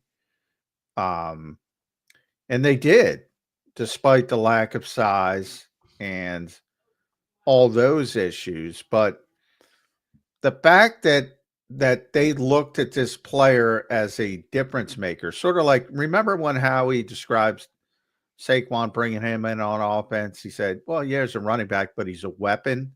I think this is, and I don't want to compare him to Saquon, but I think it's the same mentality here. It's not about defensive end. It's not about middle linebacker. It's about weapon. It's about he can move all over the place. And they've never really had that type of player. It's going to be interesting to see if he can develop. And look, they needed pass rushing help, and I believe they got pass rushing help. Now, I still say the Giants' offensive line is better than the Eagles, but that's not a slight on. It's not a slight on the Eagles. That's just the reality of it. But I mean, the Giants do have a stacked deal. They have Abdul Carter and Dexter Lawrence on their defensive line. Abdul Carter, Dexter Lawrence. Evidently, Jeff is getting shit for saying that. I'm like, who's arguing that? Come on. You got your Eagles glasses on. You know what? I get shit for a lot of things these days. Apparently, saying the draft class sucks isn't. It was not a good first round last time, but I think the Eagles got one of the good players in the first round. I do. I agree with you, Jeff. What do you think overall of the first round? With the quarter, Shadur obviously slid all the way down. He's going to go into maybe the second round here. I thought the Browns A+ for Andrew Berry. I thought he won the draft last night. Just some of the storylines, Jeff, that you liked last night that stuck out to you. I know you're tight on time. We do appreciate you giving us some of your time today. No, it's kind of crazy, right? So I don't mind the Jaguars giving up all they did. I think they gave up way too much, but Travis Hunter and Brian Thomas is going to be a lot of fun, and there's going to be a significant amount of pressure on Trevor Lawrence. But man, the Browns cleaned up. When you get 36, when you get a first-round pick next year, look, the Browns did what they were doing. I think it was, look, if we can get Travis Hunter, awesome. I heard they did like Abdul Carter. That's why I was kind of laughing in the back of my head. I'm like, watch Abdul Carter somehow not go to the Giants, and once Cleveland traded out, I think we all knew he was going to go there. But I'll give the Giants credit. Like, I don't know if Jackson Dart's going to be any good or not, but you traded up 8 spots. You didn't have to give up much, and you got the quarterback. Really, from a value perspective, the Giants finally played it right. That's what I said as well. Yeah, so I don't mind that. Look, I love Colson Loveland. I think he's a great player. Tyler Warren's a better player than him. He is. The Penn State in you is shining, Jeff Kerr. The Bears screwed up. They should have taken Tyler Warren. I agree, but you know what? I don't think look. Remember who the Bears coach is. Yeah. Sometimes it's just as Howie says. Sometimes it's just about flavor, and he wants more of the Zach Ertz, Sam Laporta style tight end than. Which is good for Caleb Williams. Yeah. So I don't have a problem. I usually rep Chicago. I agree with you. I think Warren's better, but I think for Chicago, Loveland might be the better fit because he's the better receiver. And they don't really care about the other aspects of it. Can I say too? I love the Steelers pick, Harmon. Yeah, I like Harmon too. I can't like the Steelers pick. I can't. I like it there. Mason Rudolph is at the top of their quarterback depth chart. But who did you want them to draft? Jackson Dart. Yeah, I'm not going to disagree with you. I mean, it wasn't going to be. No, I'm not saying that's going to be because I'm not tremendously high on Jackson Dart, but there is a point. And yes, I'm going against my traditional thinking. When you are that bad at the most important position, you need a quarterback to win. Yeah, but where's the value? Like, let me ask you this: Would you rather have Jackson Dart and whoever they would take in the third, or would you rather have Derek Harmon and then maybe they get a Will Howard, a Kyle McCord, a Dylan Gabriel, one of those guys? You know what I mean? Like 99% of the time, I'm with you. When you don't have anything at the most important position, you got to be able to line up. How much of a difference, though, is there, John, in your opinion, from Jackson Dart to Will Howard or Kyle McCord or Dylan Gabriel? Well, Dylan Gabriel, not much, because I like Dylan Gabriel. I like Dylan Gabriel, too. But he's just, he's got physical limitations. But I put this out last night regarding Shedeur Sanders. I didn't tweet it, but I'm talking about this with my coworkers in the CBS Slack room. If Shedeur Sanders' name was, and I'll just use an example, Zander, because I'm just looking at you right now. If his name was Zander Krause, do you think he's a first-round pick? No. That's Dion. That's Dion and his hype. Dion cost his son. I got a kick out because I got some people on social media saying the NFL is trying to put Shedeur Sanders in his place. I'm like, where do these people live? I thought Albert fantasy nailed it when what he put out about Shedeur. I don't know what he put out, but I assume he just put out that this isn't actually a second round. Yeah, most teams didn't have him as a first round grade, so it's not really a slide. How long have I been saying that on this show? A long time. And here's the thing: just because Shedeur Sanders falls in the round 2, doesn't mean he's not going to be good. Oh, there's a round 2 quarterback in Philadelphia that's pretty good. Yeah, he just won a Super Bowl. See this, Jeff Kerr? Zander, name alone is first round. You see that, Jeff? Yes, I'm taking first round, brother. Yeah, see, there you go. Zander Krause in the Jeff Kerr mock draft. I take Zander Krause too. Jeff, round 2, round 3 coming up tonight. Who do you think on the board that sticks out for you for an Eagles target maybe tonight? I know they're 64 and 96. Yeah, see that's they're the problem. Kind of in a position. Yeah, they're at the mercy of everybody else. But do they trade up? Do you think there's a guy that they might target tonight? Who do you like as a fit for the Birds in rounds 2 and 3? I mean, look, they do have draft capital to trade up. They want to do it. Those 5th-round picks, you can move up a couple spots if you really want to. But I got to see how the top of the 2nd round plays out first. I mean, this draft is I'll say it, I'll be honest. It's very unpredictable where I think someone's going to go at this point. Yeah, I think some of the people that the Eagles are not interested in, if they start going, that's obviously a positive. So Travion Henderson, for instance, good running back from Ohio State. You want players like that to go. You want the quarterbacks to go too. Quarterbacks, obviously. Even the Mike Greens, you want Mike Green to go. Nick Emmanwori, I think he's a strange one. That was my so I did 5 stubs in the first round, and you just mentioned 2 of them, Mike Green and Nick Emmanwori, and it's weird because I don't see any questionable issues with Nick. No, I just think he's not like he's a complete athlete. I don't think he's that good of a football player. Yeah. You know what? The reasons why I said he wasn't picked in round 1, I just don't think teams pick safeties in round 1. Except Malachi Starks. Well, he was the best. He was for the best our guy Brian Pumper, who's not a big Malachi Starks fan. But I'll take the Ravens. Who makes better decisions than the Ravens? With the possible exception of the Eagles. All right, here's one of my favorite things of the draft. Teams just let the Ravens, Eagles, and Chiefs get good players every single year. I know. You wonder why the Chiefs win, guys. Like, this is it. They got their tackle. And the Steelers used to be in that group as well. Well, No then more. The Steelers are living off the 70s. They Yeah. really are. The worst thing that ever happened to the Steelers was them winning 2 titles in the 2000s, because then they act like, they're the city of champions, this or that. And look, it's a proud franchise, don't get me wrong, but they haven't done anything relevant in 10 years. Well, yeah, they do stay over 500, so you got to give Mike Tomlin credit for that. Well, Mike Tomlin's a really good coach. But I think they over. I'm trying to word it, because I love Mike Tomlin as a coach. Well, I think they shouldn't have waited till Ben Roethlisberger was that's the gone. issue. Yeah. This is above Mike Tomlin. They should have addressed this 5 years ago. Yeah. They overvalue Mike Tomlin and say, okay, we can have a shit roster, and Mike Tomlin is going to get us out of it. Yeah. Well, he will. He will. Will they go 500 with Mason Rudolph as the starter? No. Above 500. But they might with That Dylan would Gabriel or Kyle McCord.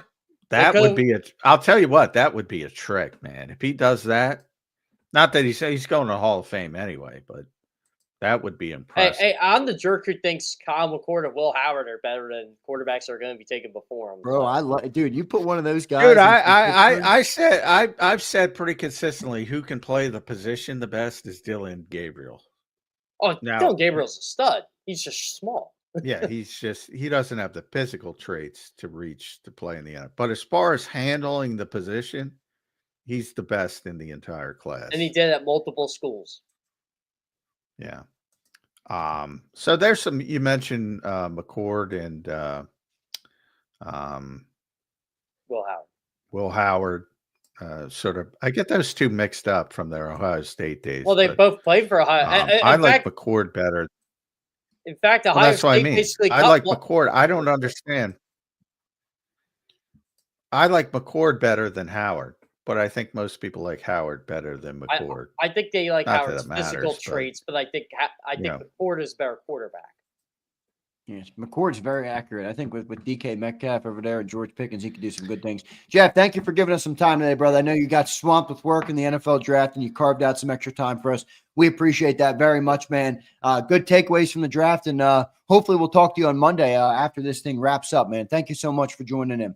By the way, Xander, one more. I love the Bucs pick. I love Abuk. That's one of my guys. I love that. You got a lot of weapons over there, man, in Tampa. Yeah, that's a good pick. I thought he was worth a top 20 pick. I thought he was going to fall. I thought Tampa would go defense. Yeah, I thought he was the best receiver in the draft, but I thought Tampa would go defense. I'm surprised by that. Yeah, but I think they saw an opportunity to get him, and it's like you said last night, John. Mike Evans is going to be replaced at some point. Yeah, no doubt. He's getting older. Jeff, thank you, brother. We appreciate you, man. Good work on CBS Sports. I've been reading all your articles. Yeah, well, I don't think he's replacing Mike Evans. It's down the line he will replace Mike Evans. I mean from a substance standpoint. Yeah, Mike Evans is a Hall of Famer. Yeah.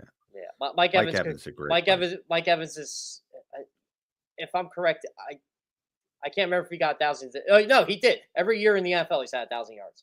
Amazing player, Mike Evans. All right, Jeff. Thank you, man. We'll catch up with you on Monday. All right, brother? Yep, I'll see you guys. All right, thanks, Jeff. There's Jeff Kerr giving us some extra time here. We appreciate Jeff checking in here on the Jihaad Campbell pick. He likes the pick as well. So a good wrap here on Birds 365. Got a huge crowd in here hearing about the Jihaad Campbell selection for the Philadelphia Eagles. They took him at 31 overall. They sent a 5th-round pick to move up one spot to get their guy. And Jihaad Campbell, your newest Philadelphia Eagle, has landed. Johnny Mac, last 7 minutes of the show here today, brother. And we got the draft rounds 2 and 3 tonight. So more opportunities coming up in this NFL draft. But as we wrap up this show, man, where are you on this Jihaad Campbell pick for the Birds? Yeah, I like the pick. I just hope people understand the pick. Yeah, I think the chat seems to think you do not like the pick. Well, yeah, the chat tends to want validation. What I don't like is people do not understand the pick. We've already had people say, "Is your Nakobe Dean replacement?"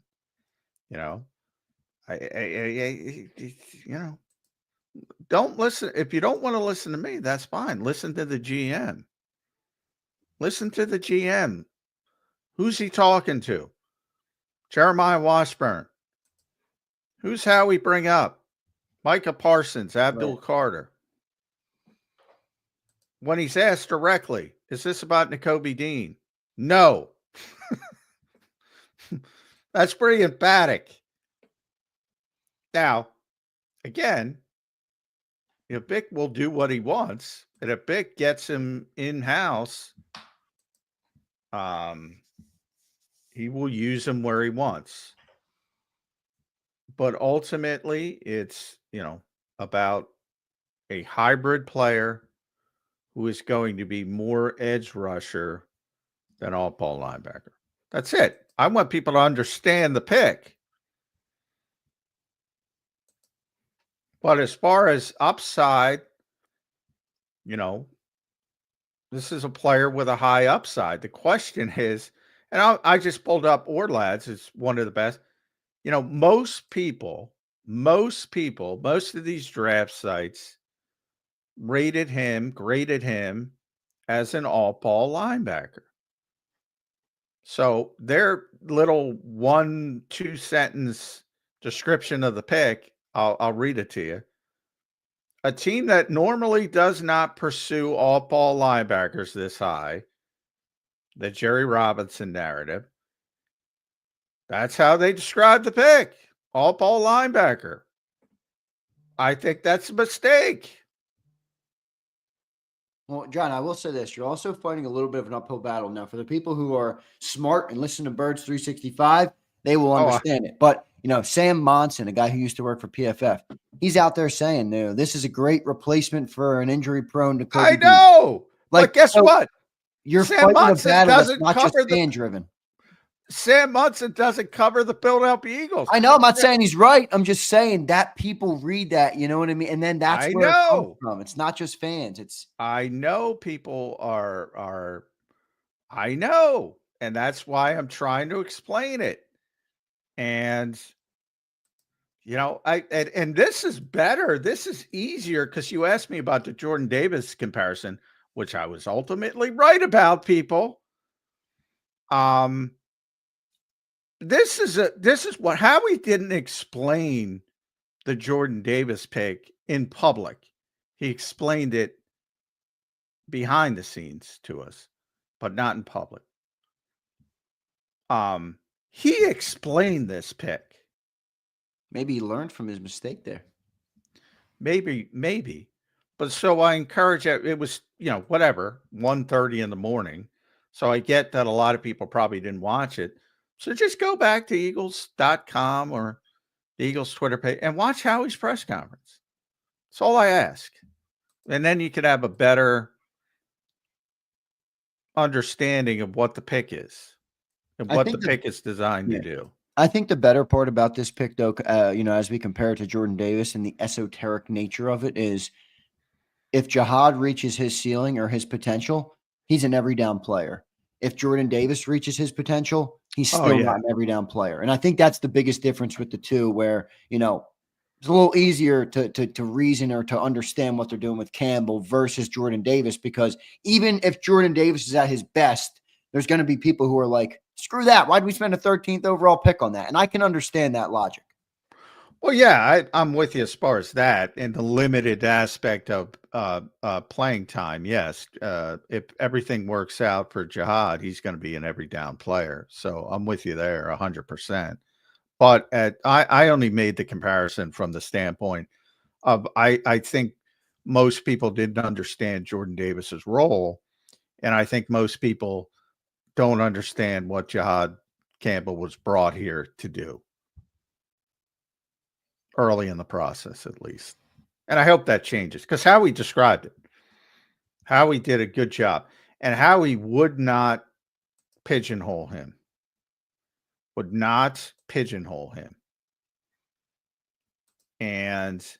again, there was hints.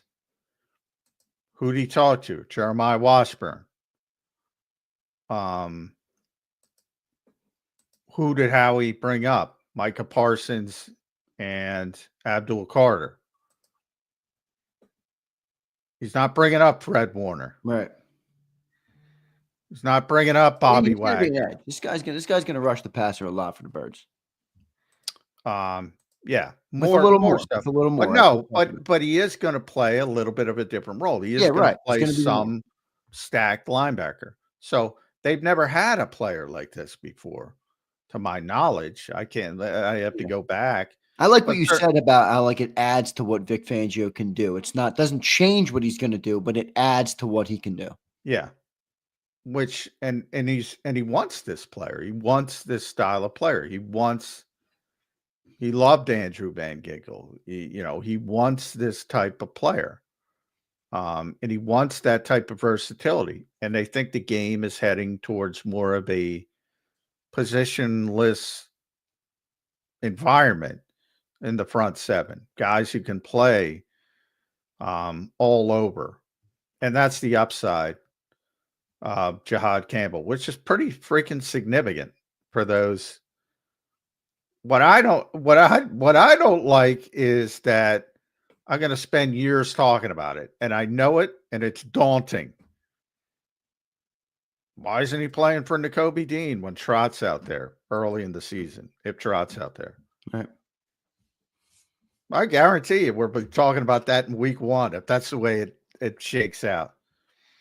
And as I point out with Zach Bond, this is the scouting staff's plan for Jihaad Campbell. The scouting staff's plan for Zach Bond was backup edge rusher, flat defender, the same role that I'm speaking of. And Bick got a look at him and said, no, I think he's an off-ball linebacker. So if Bick says, no, he can't do it, he might move him. But I think the first is the entirety, the second is edge, and the third is off-ball linebacker, if that makes sense. Yep, makes a lot of sense. Johnny Mac, 2 super chats. I'm going to let you go, brother. Here, Pumper says, I'm going to laugh at all you fools when Howie doesn't draft a safety today. The poutine missile is I would assume he's talking about Sidney Brown, the Canadian, and poutine. Yeah. He's drafting a safety, I think. Well, if he isn't, Justin Simmons will probably be here pretty quickly. So yeah, there's going to be some competition for the poutine missile. That's where we're going. I like that nickname there. Pump, well done. Pumper again says, if you were lukewarm before, you definitely were not after his walkout. That dude is going to be a menace. Starks FC, what a gut punch. Are you talking about Campbell's walkout? See, I was on the air, so I didn't really see much of it. I was going to say we were kind of praising him as he was walking out, which was cool.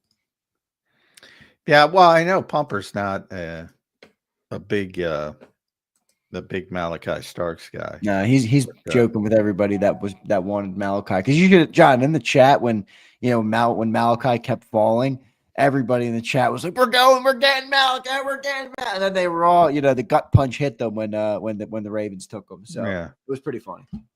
Well, yeah, I'm going Eric DeCosta over Brian Pumper. Yeah, DeCosta's a smart dude. One of the best GMs in the NFL, easily.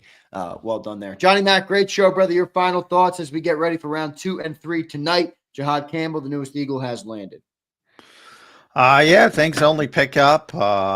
More players. That first round, boy, I miss the old days when it was Saturday and Sunday. Yeah. That is brutal. You got to go through one round and then start it all over again. But and then Saturday's probably the funnest day of the draft for actual draft nicks or whatever you want to call it. So plenty left to go. But Eagles got a top 10 player on their board. And as Shep Kerr said, teams seem to like to hand good players to the Philadelphia Eagles. It's bizarre. Yes, they do. Good stuff. Johnny Mac, great show, man. Way to do it on short rest. Obviously a long work night for you. We'll talk to you tonight at some point, brother, as we get ready for rounds 2 and 3. Thank you, my man. Appreciate it. All right. Thanks, everybody. All right. There's Johnny Mac, John McMullen, the #1 Eagles beat reporter in town, giving a breakdown on Jihaad Campbell, the newest Philadelphia Eagle, has landed.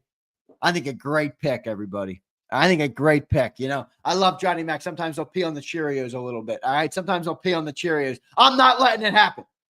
I think this kid is a freaking stud, and you get him at 31. The Eagles say they have this guy rated the top 10 on their board. So obviously tremendous value again, falls right in your lap. They tried to trade up for him at 22 or 23, and he falls all the way and they get him at 31. So look, you got a Swiss Army knife guy, a guy that Vic Fangio is going to want here, and a guy that he's proven to show that he knows how to use. I mean, look at what Van Ginkel did for him in Miami. You know, when he got him a big bag of money to go and play in Minnesota because of what he did with him in Miami. So I think this player is a great fit.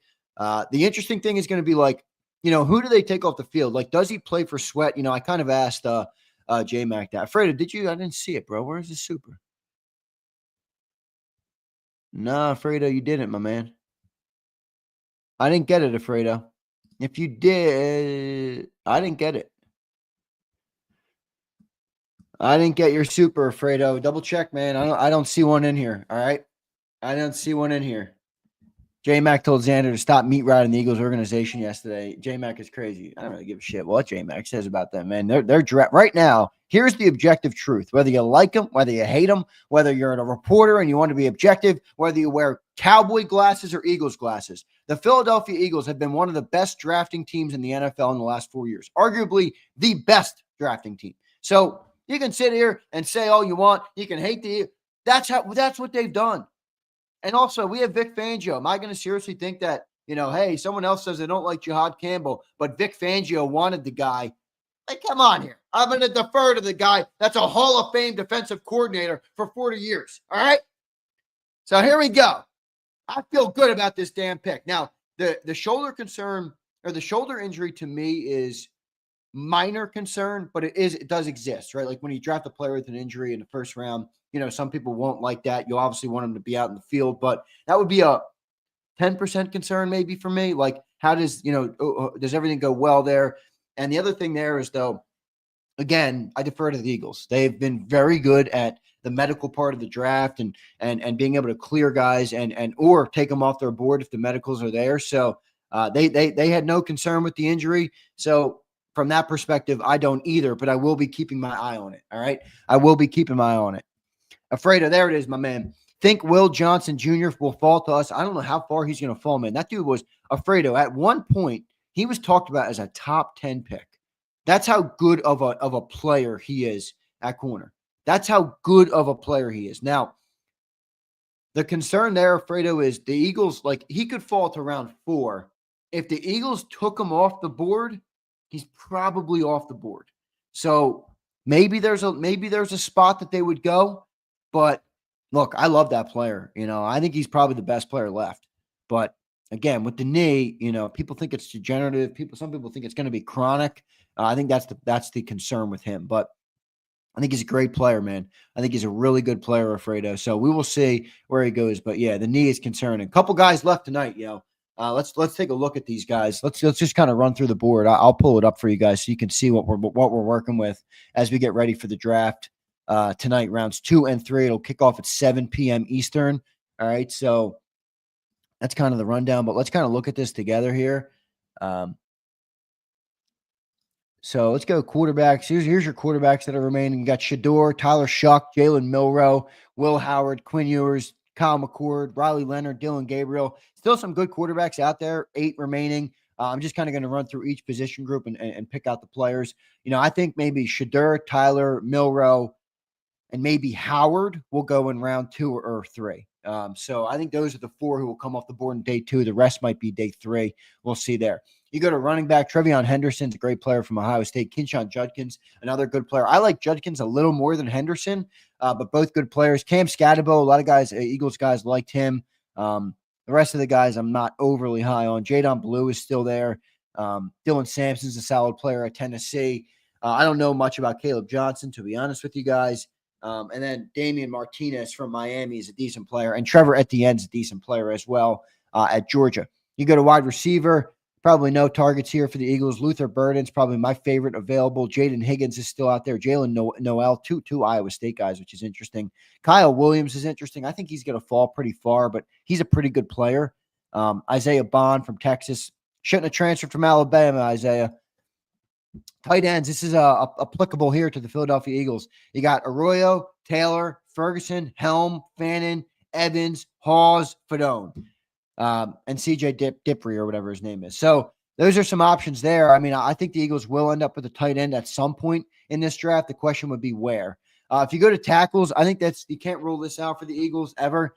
I think Grant and Belton are the two most Eagles-y picks here. Maybe an Emory Jones late in the draft or a Jalen Travis later in the draft. That's probably a day 3 guys there, though. Guards, I don't think any of these guys. Maybe Marcus and Bo. I like him a lot. Dylan Fairchild was a guy who was in on top 30 visits. So, again, probably a day 3 guy there. So, nobody to trade up with there. Centers, we're not going to look too much at that. We're good there. Just paid our center. Defensive tackle, a need, I think, for this team. A lot of guys here, all right, that I think, maybe the Eagles could trade up for one of these players. You look at a Darius Alexander, a big fan of the player. He's on the older side. So the question there would be, what do you want to do? He's 6'4", 305. So obviously a big player, and 9 sacks over 5 collegiate seasons. So, maybe he's got the tools. Shamar Turner is a guy who was in on a top 30 visit. Maybe he could be a target for them here in round 2 or round 3. TJ Sanders is interesting. 6'4", 297 from South Carolina. I think he could be a trade-up option as well here in round 2 or 3. So, and then Ty Robinson, I kind of like for later, for maybe a day 3 player. Abe kind of put me on to him. Linebackers are probably not going to go with a linebacker, but still plenty available. Kobe King was a guy who was in on a top 30 visit. If they do want to go with a traditional linebacker, maybe they would do that late in the draft. Edge rushers, still good, still pretty good ones available, man. I mean, if you take a look, this is probably where you have the most value on day 2 and 3 here. I mean, just look at this list, guys. Mike Green. This guy's a bona fide starter. I mean, this guy is a good-ass edge rusher, probably one of the most polished edge rushers in the NFL draft, and he's still out there because of, some of the stuff that surrounds him. Donovan Ezeraku, who was a guy I thought was going to go in round 1. I think Ezeraku's a guy, Curtis, I see who's worth moving up for. I think Ezeraku's a guy worth moving up for, but Curtis, at the end of the day, I think he's going in the top 6, 7 picks in this draft. I wouldn't surprise me if the Browns took him. It wouldn't surprise me at all. So he's interesting. Femi Oladejo is what he goes by, but he's a guy that John has told me the Eagles love. Maybe he's a guy they take in round 2 or 3. Nick Scorton's still available. Another guy who was on a top 30 visit, a great player, 6'3", 257. I like him. I like Scorton a lot. Then you got Landon Jackson from Arkansas. Bigger guy, 6'6", 265, probably will grow to be 270, maybe 275, 280. So a bigger dude, a bigger body on the edge. I like him a lot. Braden Swinson from LSU. Princely Malin or whatever his name is from Ole Miss. He's a good player as well. I like him. And then you got Jack Sawyer. You got Q Robinson. You got Tyler Barron, who was in on a top 30 visit. Elijah Roberts, who was in on a top 30 visit. So tons of defensive ends still available in this draft. Cornerbacks is a position I also think the Eagles are going to target. And let me tell you, I like the guys at the top. Will Johnson, we just talked about. Obviously, the knee has him falling. Shavon Revel Jr. from East Carolina. This kid can play. I think he had an injury. 6'2", 194. A press corner though, so maybe doesn't fit the Eagles system, but I like him a lot from East Carolina. Trey Amos is a guy they brought in. Trey Amos is a guy they brought in on a top 30 visit. Maybe he's an option for them here in round 2. You'd have to trade up for him. You'd have to trade up for him for sure. So we'll see what they do there. Safety, you got Nick Emenwari, you got Kevin Winston, you got Xavier Watts, Andrew Makuba, Jalen Reed. So still a lot of great there's a lot of players left in this draft, guys. So tons of options here in round 2. Probably a couple of them I think are trade up candidates. It just depends on how high they can go. It depends how high up they would go. Revel's 24. That doesn't bother me too much. Pump. I know you're like, bro, you're like Leonardo DiCaprio with the ages, Pumper. It's like 21 or bust for you, man. 21 or bust for you. But those are your options left in this NFL draft. So tons of dudes still available. Let me ask the chat, what do we think about Jihaad Campbell? You guys like it? You love it? You hate it? Concerned? Questions? What do you think, man? What do you think with Jihaad Campbell, the newest Philadelphia Eagle, has landed? What are we thinking? I like Xavier Watts, Emirates. I know you do because of Notre Dame. Abe says, love it, Xander. Eduardo loves it. Daz, I'm with you. Solid pick, man. I like it too. John, I saw your comment earlier, brother. Emergency spine surgery is no joke. We're praying for you here at JAKIB Sports, brother. I hope everything goes well for you, and I hope we can be an outlet for you to kind of sit back, relax, and hopefully take your mind off all the bullshit all the shit that's weighing you down in your life, man. So I'm praying for you. I'm thinking of you, and thank you so much for being here and being a supporter of JAKIB. You are on our mind. So thank you, John, for being here. All right. SMD Eagles, my girl. What's up, SMD? Hope you're doing well. I like it. She says, you like it, not love it? Do you love it? Do you hate it? Do you like it? I don't know, SMD. Like it is not very good, but I'll take it. Solid pick, back to back. Bombay says, great pick, a total steal. Here's the thing I like the most about it. It's great value. All right. It's great value. All right. It's great value. I mean, this guy was a top 10 guy on the board. You know, I had to break out the Alabama lid for today, folks. You tricked Jihaad Campbell. I'm breaking out the Bama lid. All right. All right. KCA says, beast incoming. Yeah, he is a beast, dude. He is a beast. Brian Pumper says, Jihaad Campbell over Tyler Booker. Yeah, no doubt. I don't know what the Cowboys were doing there, man. I don't even hate the player. I just don't like the value. Like, why are you taking him there? Why are you taking him there? So the Lions just exercised the fifth-year options on Aiden Hutchinson and Jameson Williams. I thought there was some talk about them maybe moving on from Jameson Williams, but they just picked up the fifth-year option. So we'll see what they do with those guys. Brian Fleming checks in. What's up, Flem? There was a big run on DTs and not much we could do. I can't complain about Jihaad, but concerned at interior D-line. I think we're still good, Flem. I mean, I think there's still some guys there that they can get. You know, if you go and you look at some of the DTs here. Alexander's an interesting one. Turner, I like TJ Sanders to go there. Ty Robinson's a guy you could get later. JJ Pegas is not my favorite, but a guy that people have talked about. So still some guys out there. Let's see what they do. All right. Philly, this is so true, man. Philly to Chicago says, it's a great pick when everyone is sick that Howie got him. People crashing out everywhere. That's a fact. Oh my God, dirty air. Somebody sent me that on Twitter. I think it was Philly to Chicago. Bro, I'm always wired up after I do shows, So last night I got off the air at like 2. And then I had to produce till about 2:45, 3. I didn't fall asleep till probably 3:30-ish, 3:45. Actually, let's see what the Whoop says. On my sleep last night. Let's see what the Whoop says. I got 3 hours 55. 3:22 is when I went to bed. I woke up at 7. So I'm looking at 3 hours of sleep. Not great. The recovery's at 21%, boys. All right, 21%. So not ideal there. Oh, shoot. I always mess up my camera when I show the phone like that. Come on, camera. Come on. It'll fix. There it goes. Brian Pope checking in. What's up, man? Great day for the Eagles. No Starks. Cowboys get Booker at 12. Commandos draft a tackle, and the Giants drafted Fart. Year 3, Dan. Maybe not. Pump, you're in rare form today. All right, Pumper's been killing it. Pump, appreciate you, brother. I know you didn't want Malachi at all, but hey, listen, he's on my shit list. You're gone, all right? We were excited about the potential of you coming to Philly, but the minute you get drafted elsewhere, goodbye. I no longer care about you. All right? Jalen Carter will be an Eagle in 4 years. You mean Abdul Carter? I got you, Abdul Carter. Yeah, he probably will. All right. Matt Dio says, love Campbell. Would like to see him get a power edge end and 3-technique tweener like Jackson. Yeah, we'll see what they end up doing here. All right. Mike and his brother ready to disown Jerry. Micah's reaction was so funny. Terrace Parsons, his brother, is like tweeting Dak should request a trade. I'm like, what about your brother? Why are you talking about Dak? What about your brother? So, done and dusted, baby. One of my favorite slogans there. Done and dusted. Done and dusted. The Dallas Cowboys are done and dusted. All right. Curtis says, Z, if the roster was set as is, what would be your biggest concern?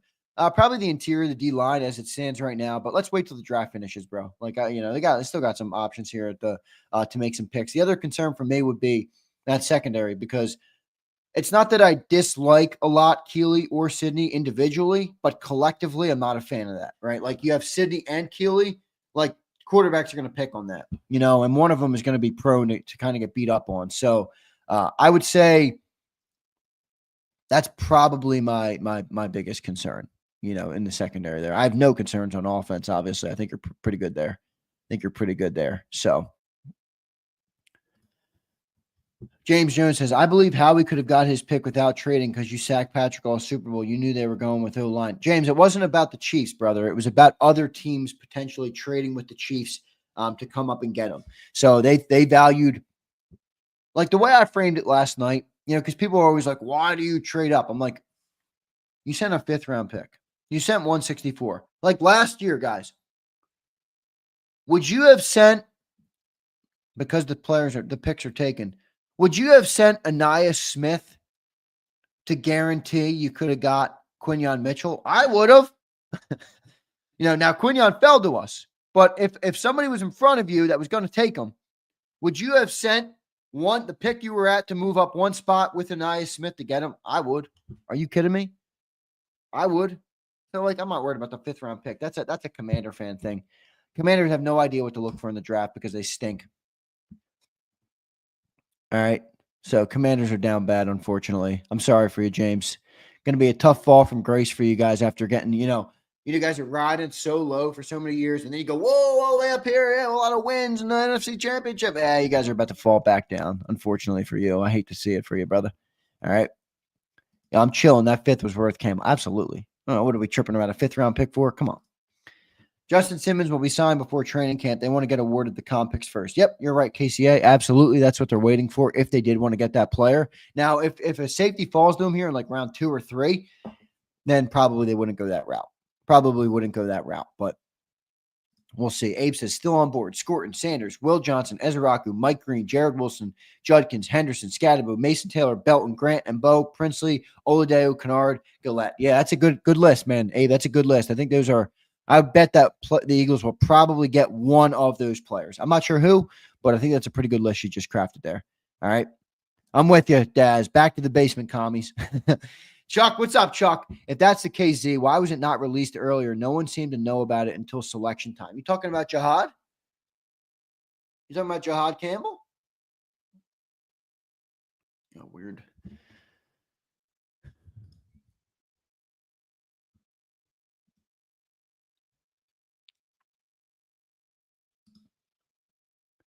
I thought y'all was going Donovan. I thought we were going Ezraku. All right.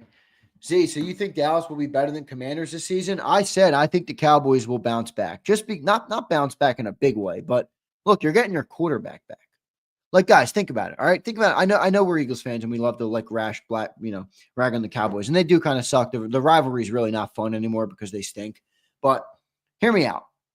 If Jalen Hurts got hurt early in the year last year, all right, and Tanner McKee and Kenny Pickett were our quarterbacks for the whole year, and we won 8 games, and now we have Jalen Hurts coming back, would you guys project us to win 7 games again, or would you say, we're going to get back to a winning record? Like, you'd probably say we're going to get back to a winning record. So they get that coming back. Like, they're going to be better than they were last year. How good? I don't know. I think Commanders fall down a little bit. I hate the Commanders move this offseason. I don't hate the draft pick that they made, but Javon Kinlaw, Debo, I don't know. The Commanders really didn't impress me this offseason. They really didn't impress me at all. So Dak does need another weapon. But look, dude, there's a lot of wide receivers left. Where are the Cowboys picking round 2 here? Where are the Cowboys picking in round 2? Let me look. Cowboys are picking at 44. So again, 12th in the round. So, you got Luther Burden still available. Trey Harris, Jaden Higgins, Jalen Royals from Utah State, Kyle Williams, Torrey Horton from Colorado State. Interesting player there, actually. Is Joey B still in here? I know he's a Colorado State guy. Xander, I want us to get the safety from Penn State tonight. Why? Is that because you like Penn State, or is that because you think he's a good player? Answer the question. All right. Answer the question.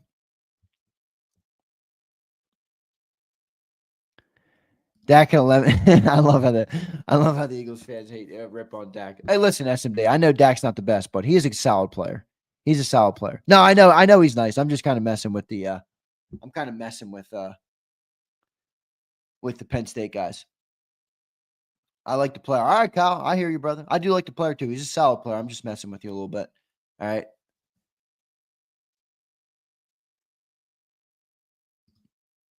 You can hate. None of it makes sense, Xander. 14 wins later. James, what are you crying?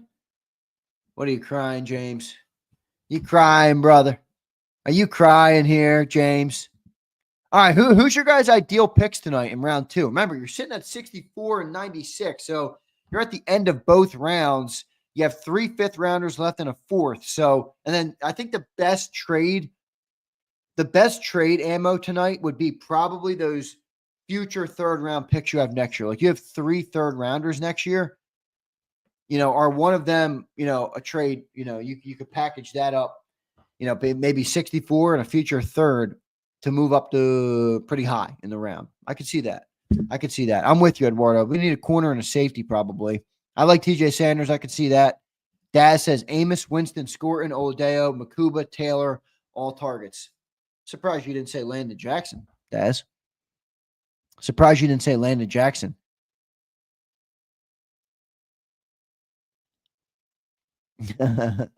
Billy says, when I said it yesterday morning, some dork in the chat said, I don't understand the draft. That's funny. I like the word dork. I always call people dork if they're on my shit list. All right. I get a kick out of that word.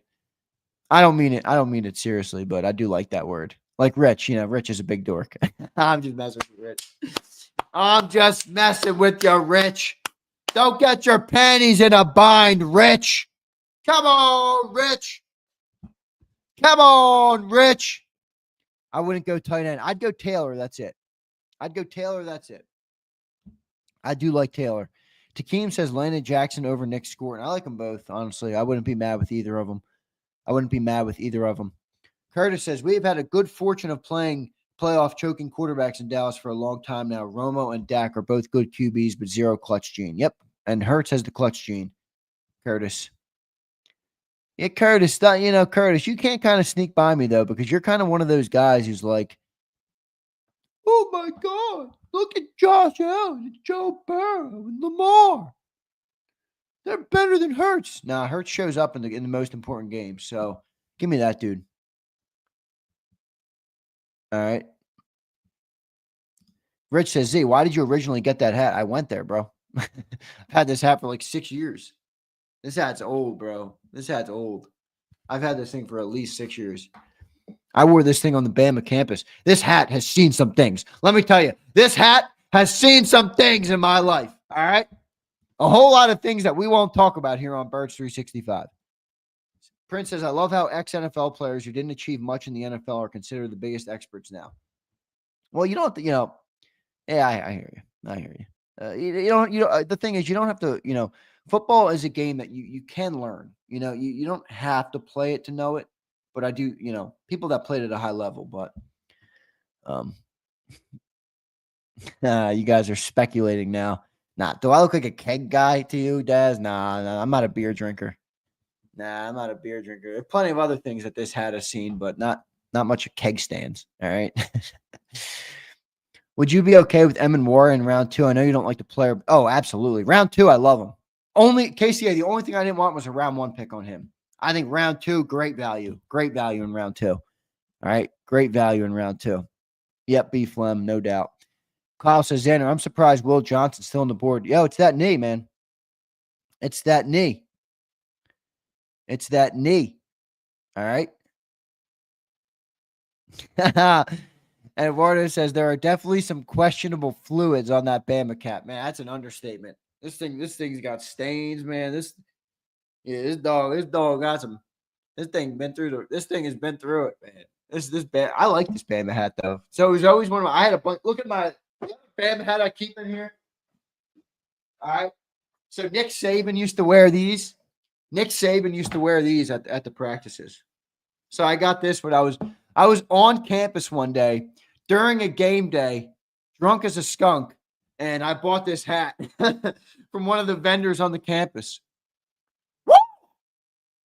My Bama bucket, baby. All right? My Bama bucket. My Saban bucket. Are you guys accusing me of being Laramie Tunsil? I don't know. I cannot confirm or deny. I will not confirm and I will not deny. All right? Oh, Bombay. That's foul, bro. Bombay, I'm not going to say you're wrong now. All right? And here's Bob Brown checking in. What's up, Bob? Xander, Vic's plan is to use Campbell at edge over linebacker. It might take us out of the edge market. That's kind of what John said. If we take an edge, Campbell will be used at linebacker. Yeah, I think you're right, Bob. It's a good way to look at it. All right. Saban made that John pop. Yes, he did. Yes, he did. He rocked that. He rocked that all the time at the Bama practices. All right. All right. Well, you guys are funny, man. I say one thing about the hat, and you guys are going off on tangents now in the chat. I mean, I can't even get some football takes in here. You guys are more worried about the hat and the juices within the hat than Eagles taking Jihaad Campbell with 2 rounds in front of us. Holy moly. Get it together, chat. Get it together. Holy moly. Chuck, thank you for the 99 cents, brother. Thank you, bro. Appreciate it, man. Appreciate it, bro. Oh, man, that's funny. Louva was a good comp. J-Mac was hating again. That was a trash comp. They're not using him as that type of position. They said it already. All right? Reyes, that's a you thing, bro. That ain't a me thing. All right? Kyle says, Xander, last night I wanted Campbell, Green, or Johnson after Starks went. Well, there you go. You got your guy. All right? Jihaad is a big dude, can beef up and play edge or linebacker. I agree. He's going to be a good player. I think Vic is just going to use him masterfully. That's good news for you. You can command a crowd over anything. Thanks, B-How. All right. This dude, M. Reyes, is a threat. I actually love M. Reyes. He's probably one of my favorite JAKIB guys. He's a great dude. All right. That hat goes hard. Which one? This one or the bucket? Probably the Bama bucket you're talking. All right. Probably the Bama bucket. Drozone. What's up, Dro? Hope you're doing good, man. Hope you're doing good. I'm Reyes. You're hilarious. I was pissed Starks was taken. I wasn't. What do we do? We're not drafting. We don't need that. Stop. Goodbye. Have fun in Baltimore. All right. Losing in the playoffs every year. All right. That's all right, Chuck. If you send in a message, bro, I'll get to it. I appreciate you sending in the super chat, brother. All right. I appreciate it, Chuck. I appreciate it. Curtis says the pick might mean they like Uche and Aziz more than we think. Maybe. All right. Maybe. All right. No more seeing BG and Nolan dropping into coverage. Actually, a good take right there. Yeah. Well, maybe a little bit, but yeah, now you got the guy who's actually capable of doing it. And by the way, he's good at it. He was good in coverage, bro. He was good in coverage. He said, you didn't want Starks. What do you want them to do at safety then? And well, it's not that I don't want Starks. Like, it's not about the play. I like the player. It's just that I never thought it was the right move for the Eagles to use their first pick on Starks. I just didn't. I mean, I think they did like the player, though, but apparently not that much because 4 for 4, when, you know, the intel we got was that when they were trying to trade up at like 22 or 23, it wasn't for Starks. It was for Campbell. So Campbell was their guy over Starks, clearly. You know, clearly. My boy Akbar. What up, Akbar? How you doing, brother? I appreciate you being here, man. I appreciate you being here. I'm good, brother. Hope you're having a good day. I'm having a great day, man. Jihaad Campbell's a Philadelphia Eagle. We got rounds 2 and 3 tonight. I mean, we're shaking and baking. It's a football Friday. We got the great people of JAKIB Nation in here. Are you kidding me? Are you kidding me, Drozone? I'm thankful to the man above to be here on the live and breathing air. All right? Every day we walk this earth is a blessing. It's a great day. Reyes shitting on Sills takes was my number one JAKIB moment. Yeah, Reyes is a legend for that. Reyes will be certified forever because of that. All right? It's one thing to chirp in the chat. It's another thing to come into the Thunderdome and give Sills the business. And when I watched about 10, 12, 14 of you guys come up there, ready? This is what. Look at deer in the headlights. That's what you got. That was you guys when you got on with Cilio. M. Reyes came with the business. All right? M. Reyes came with the business. All right? So M. Reyes deserves some credit. Tell him, Xander, great day. NFL Draft, WWE SmackDown. I won't be watching SmackDown, man. I'm watching the NFL Draft. Are you kidding me? All right. Guys, you didn't see that? Dude, we had a day where we brought on all the chat members. No, this wasn't yesterday. This was like after the Super Bowl. It was a couple, maybe 2 or 3 weeks after the Super Bowl. Yeah, the roast of Big Sills. The roast of Big Sills. So it's funny. All right.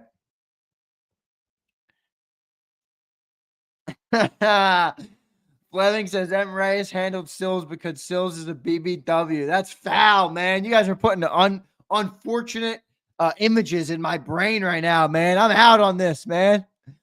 All-time Sills glazed that day. Oh, you should have seen it. You should have seen it. All these people all week leading up to it. I can't wait to rip Silio. They get up there. It's literally a love fest. Silio, I love your show. I love your show. Thank you so much for talking about the Eagles. Like, oh my God. The glaze was ridiculous. Like straight out of a Krispy Kreme shop, bro. Holy moly. Brandon Howard's laughing. You bowed out, B-How. You didn't even want to come on. You were just enjoying the show. Man, M. Reyes was the only one who came in, man. He was the only one who came in with some fire. All right. Stood on business. It's one thing to chirp in the chat, like I said. It's another thing to get in the Thunderdome. All right? It's another thing to get in the Thunderdome and handle it. So, all right, everybody. Great stuff coming up here in the draft. All right, I got to go. I got some production to do. Got to make some posts. Obviously, with the draft, there's a lot of things to do at this time of the year, but I do appreciate all of you guys being here. I'll take a few more comments before I get out of here. But again, don't forget to hit the like button. All right, please. Let's try and get that sucker up. We should be up to like at least 300. What are we at? 212? Not bad. Let's try and get to 300 if we can. All right, try and get to 300 if we can. Bob Brown says, Xander, I'd love to grab Mbo to play right guard. Yeah, he is a great looking prospect. He can kick out the right tackle after Lane hangs him up. We may need to move up into the 50s to get him. I agree. I think 50s is the right spot, Bob. I think you're right on point with him. He's a good player. The other guy I like, Bob, who maybe doesn't have the future potential at tackle as much. I think he does from a size perspective, but is Anthony Belton. I like him. I think he's an Eaglesy pick as well. All right. Plan for another all-nighter. Yeah, B-Had, the only problem tonight, bro, is I told you I hope my mom's not listening. I got something for my mom tonight. So I gotta balance that, unfortunately. But I'll be live. Don't worry. I'll make it happen. All right. Gotta please a lot of people tonight. I gotta get live on the stream. I gotta get Stills, I gotta get John, I gotta get, everything going on. All right. So Xander, who's your dream pick for us tonight? Oh, it's a good question. Dream? Package up. 64, a future third, and maybe a fifth. Get as high as you possibly can and give me Donovan Ezeraku. How's that? Or how about Trey Amos? All right. How about Trey Amos? I like that. All right. I like that. Michael says, Xander, appreciate all your work last night and early morning. Thank you, my brother. I appreciate it, man. I appreciate it. All good.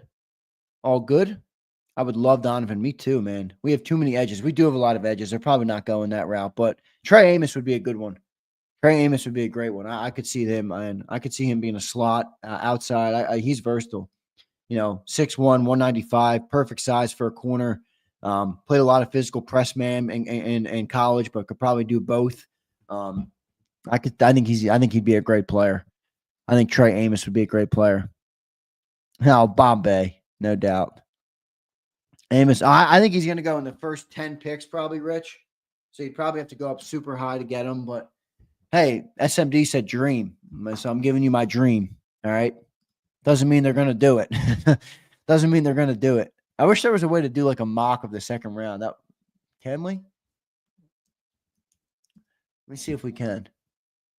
NFL draft, mock draft simulator.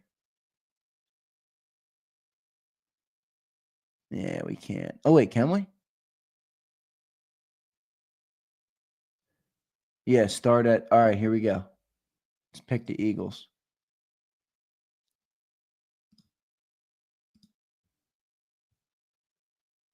All right. You guys want to make some hay here?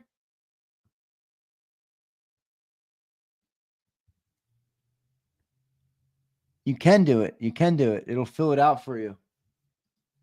So I just did start and let it kind of go. And the people available at 64 are really not all that great. I mean, this is why I think trading up is a thing tonight. All right. Let me reset this and we'll do it together a little bit. All right. I got to run pretty soon here, though, because I got to get some post up on the channel and everything. So bear with me, but we can do this together here. All right. So here we go. We got the draft. Let me reset it. I'll leave page here. All right. Let me go NFL draft simulator. Pick the Eagles, pre-fill actual 2025 picks. So you start at pick 33. Let's do rounds 2 and 3. We'll do public. Let's care for positional value a little more. Put some randomness in there and go enter. Let's go fast because we don't. If we want to trade a little bit. All right, so there you go. 31. There's our pick, guys. There you go. Boom. Jihaad Campbell.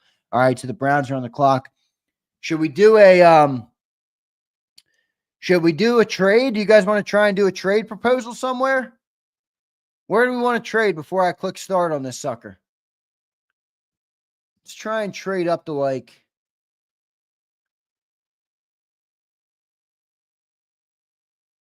Where is the Vikings have a pick above us? Nah, 97. Maybe the Rams at 46.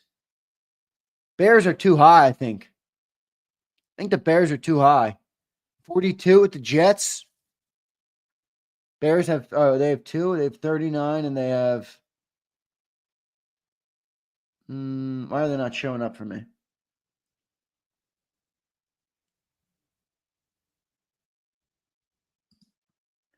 The Bears have 39 and 41. All right, that's cool. Let's go 41. Let's give them 64.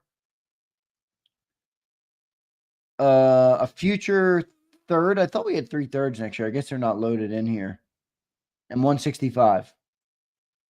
44% chance to be accepted. All right. 44 chance to be accepted. So we'd give them 64, 165, and a future third. I would do that trade. Offer trade. They declined it. They declined it, folks. All right. Big Marshall says that's a damn lie. I don't know what the hell you're talking about, Big Marsh. You tell me what's a lie. See, Curtis says, Z, where is Landon supposed to go? He's available at 64. Hey, Big Marsh, or I can call you Little Marsh if you're going to take shots. I don't lie. All right. So get out of here with that. Lie. I'm not a liar. I'm a lot of things. I'm not a liar. All right. I don't know how to lie. In fact, I get myself into trouble because I can't lie. All right. 41. What should we give him? I want to make this happen. Throw in a 2026 fifth. I agree. Good call. Now offer. Damn. They still didn't accept it. That's a lot of picks you're giving up to get one. You're giving up 4 picks. You wouldn't give up a future second, would you? Trade up to 47. All right, let's see. Who's 47? Cardinals. I like that. All right, let's go 47. Let's get rid of the future fifth.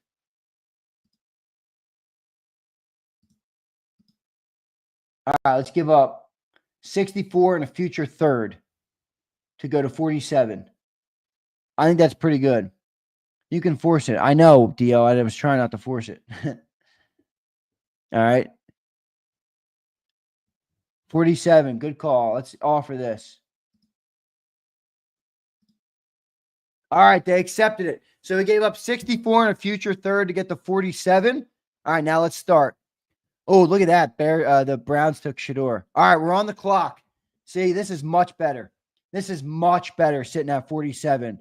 The guys who went off the board, Shador, Will Johnson, Mike Green, Henderson, Luther Burden, Ezeraku, Scorton, Emanwari, Amos, Morrison. See, this is why it might have been nice to get to 41. A lot of good players went off the board here, but you're still looking at Winston. You're You're looking at Landon Jackson, Braden Swinson, Darius Alexander, Scattaboo, which I don't think they'll go, TJ Sanders, Elijah Arroyo, Makuba. Who do we like here? Who do we like here? Winston, probably? Probably Winston? That could be a real move. I agree. It could be a real move. Let's go Winston there.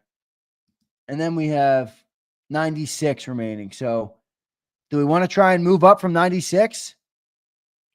Do we want to try and move up from 96 in round 3? Look, Giants took Milrow round 3. They're not going to do that, obviously, because they already have a quarterback, but this is just a stupid mock. Yeah, I like Revel.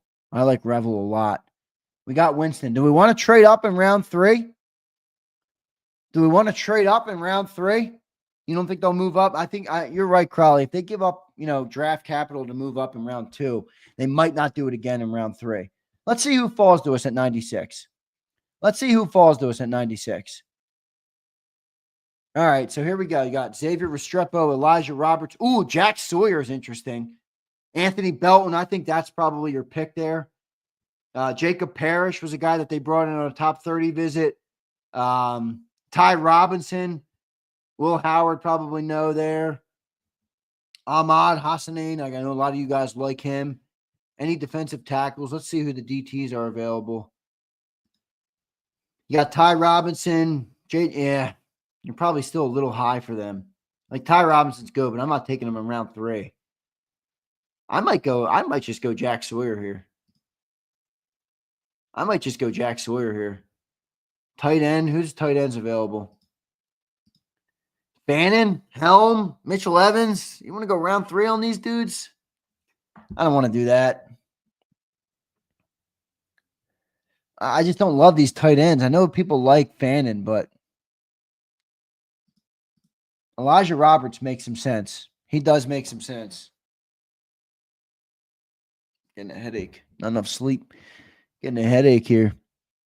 Elijah was in for a visit, big as F, and can play 5 or edge. Yeah, big drop-off. Try to get DT at top of round 2. I agree, Dio. If you don't get DT in round 2, you're probably not in a good position to get one. We need 2 in the second round. It's going to be tough, Rich. It's going to be tough to do, man, because remember, you already used that first, so now you're talking about probably sending a future second. All right? I like Sawyer here. This is who I really like is Belton. I'd probably go Belton here. Who do we like, guys? Who do you like at this spot? You got Fannin. You got Belton, Jack Sawyer, Elijah Roberts, Jamari Caldwell. I don't know much about that player. Yeah, I'm with you, Brandon. I'm going O-line here. Gunnar Helm is a no for me. See, still no corners and safeties, though. Well, we got Winston. That's right. We took Winston.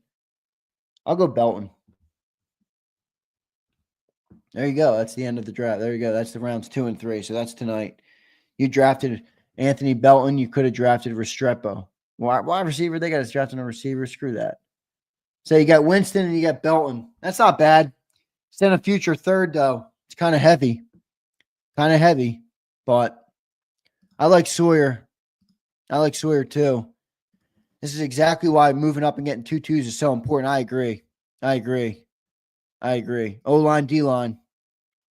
Getting 2 2s is vital. Yeah, but Daz, you understand why that's so hard now because of, the first pick that they took is off the board. They took Campbell. I thought if you moved back, that would be your best chance, obviously. But they took a player, so now you're at 64 and 96. Like, you're going to have to send some major value in the future. So we'll see what happens, all right, tonight. It's going to be interesting to see what they do. Griffin checks in. What's up, Griff?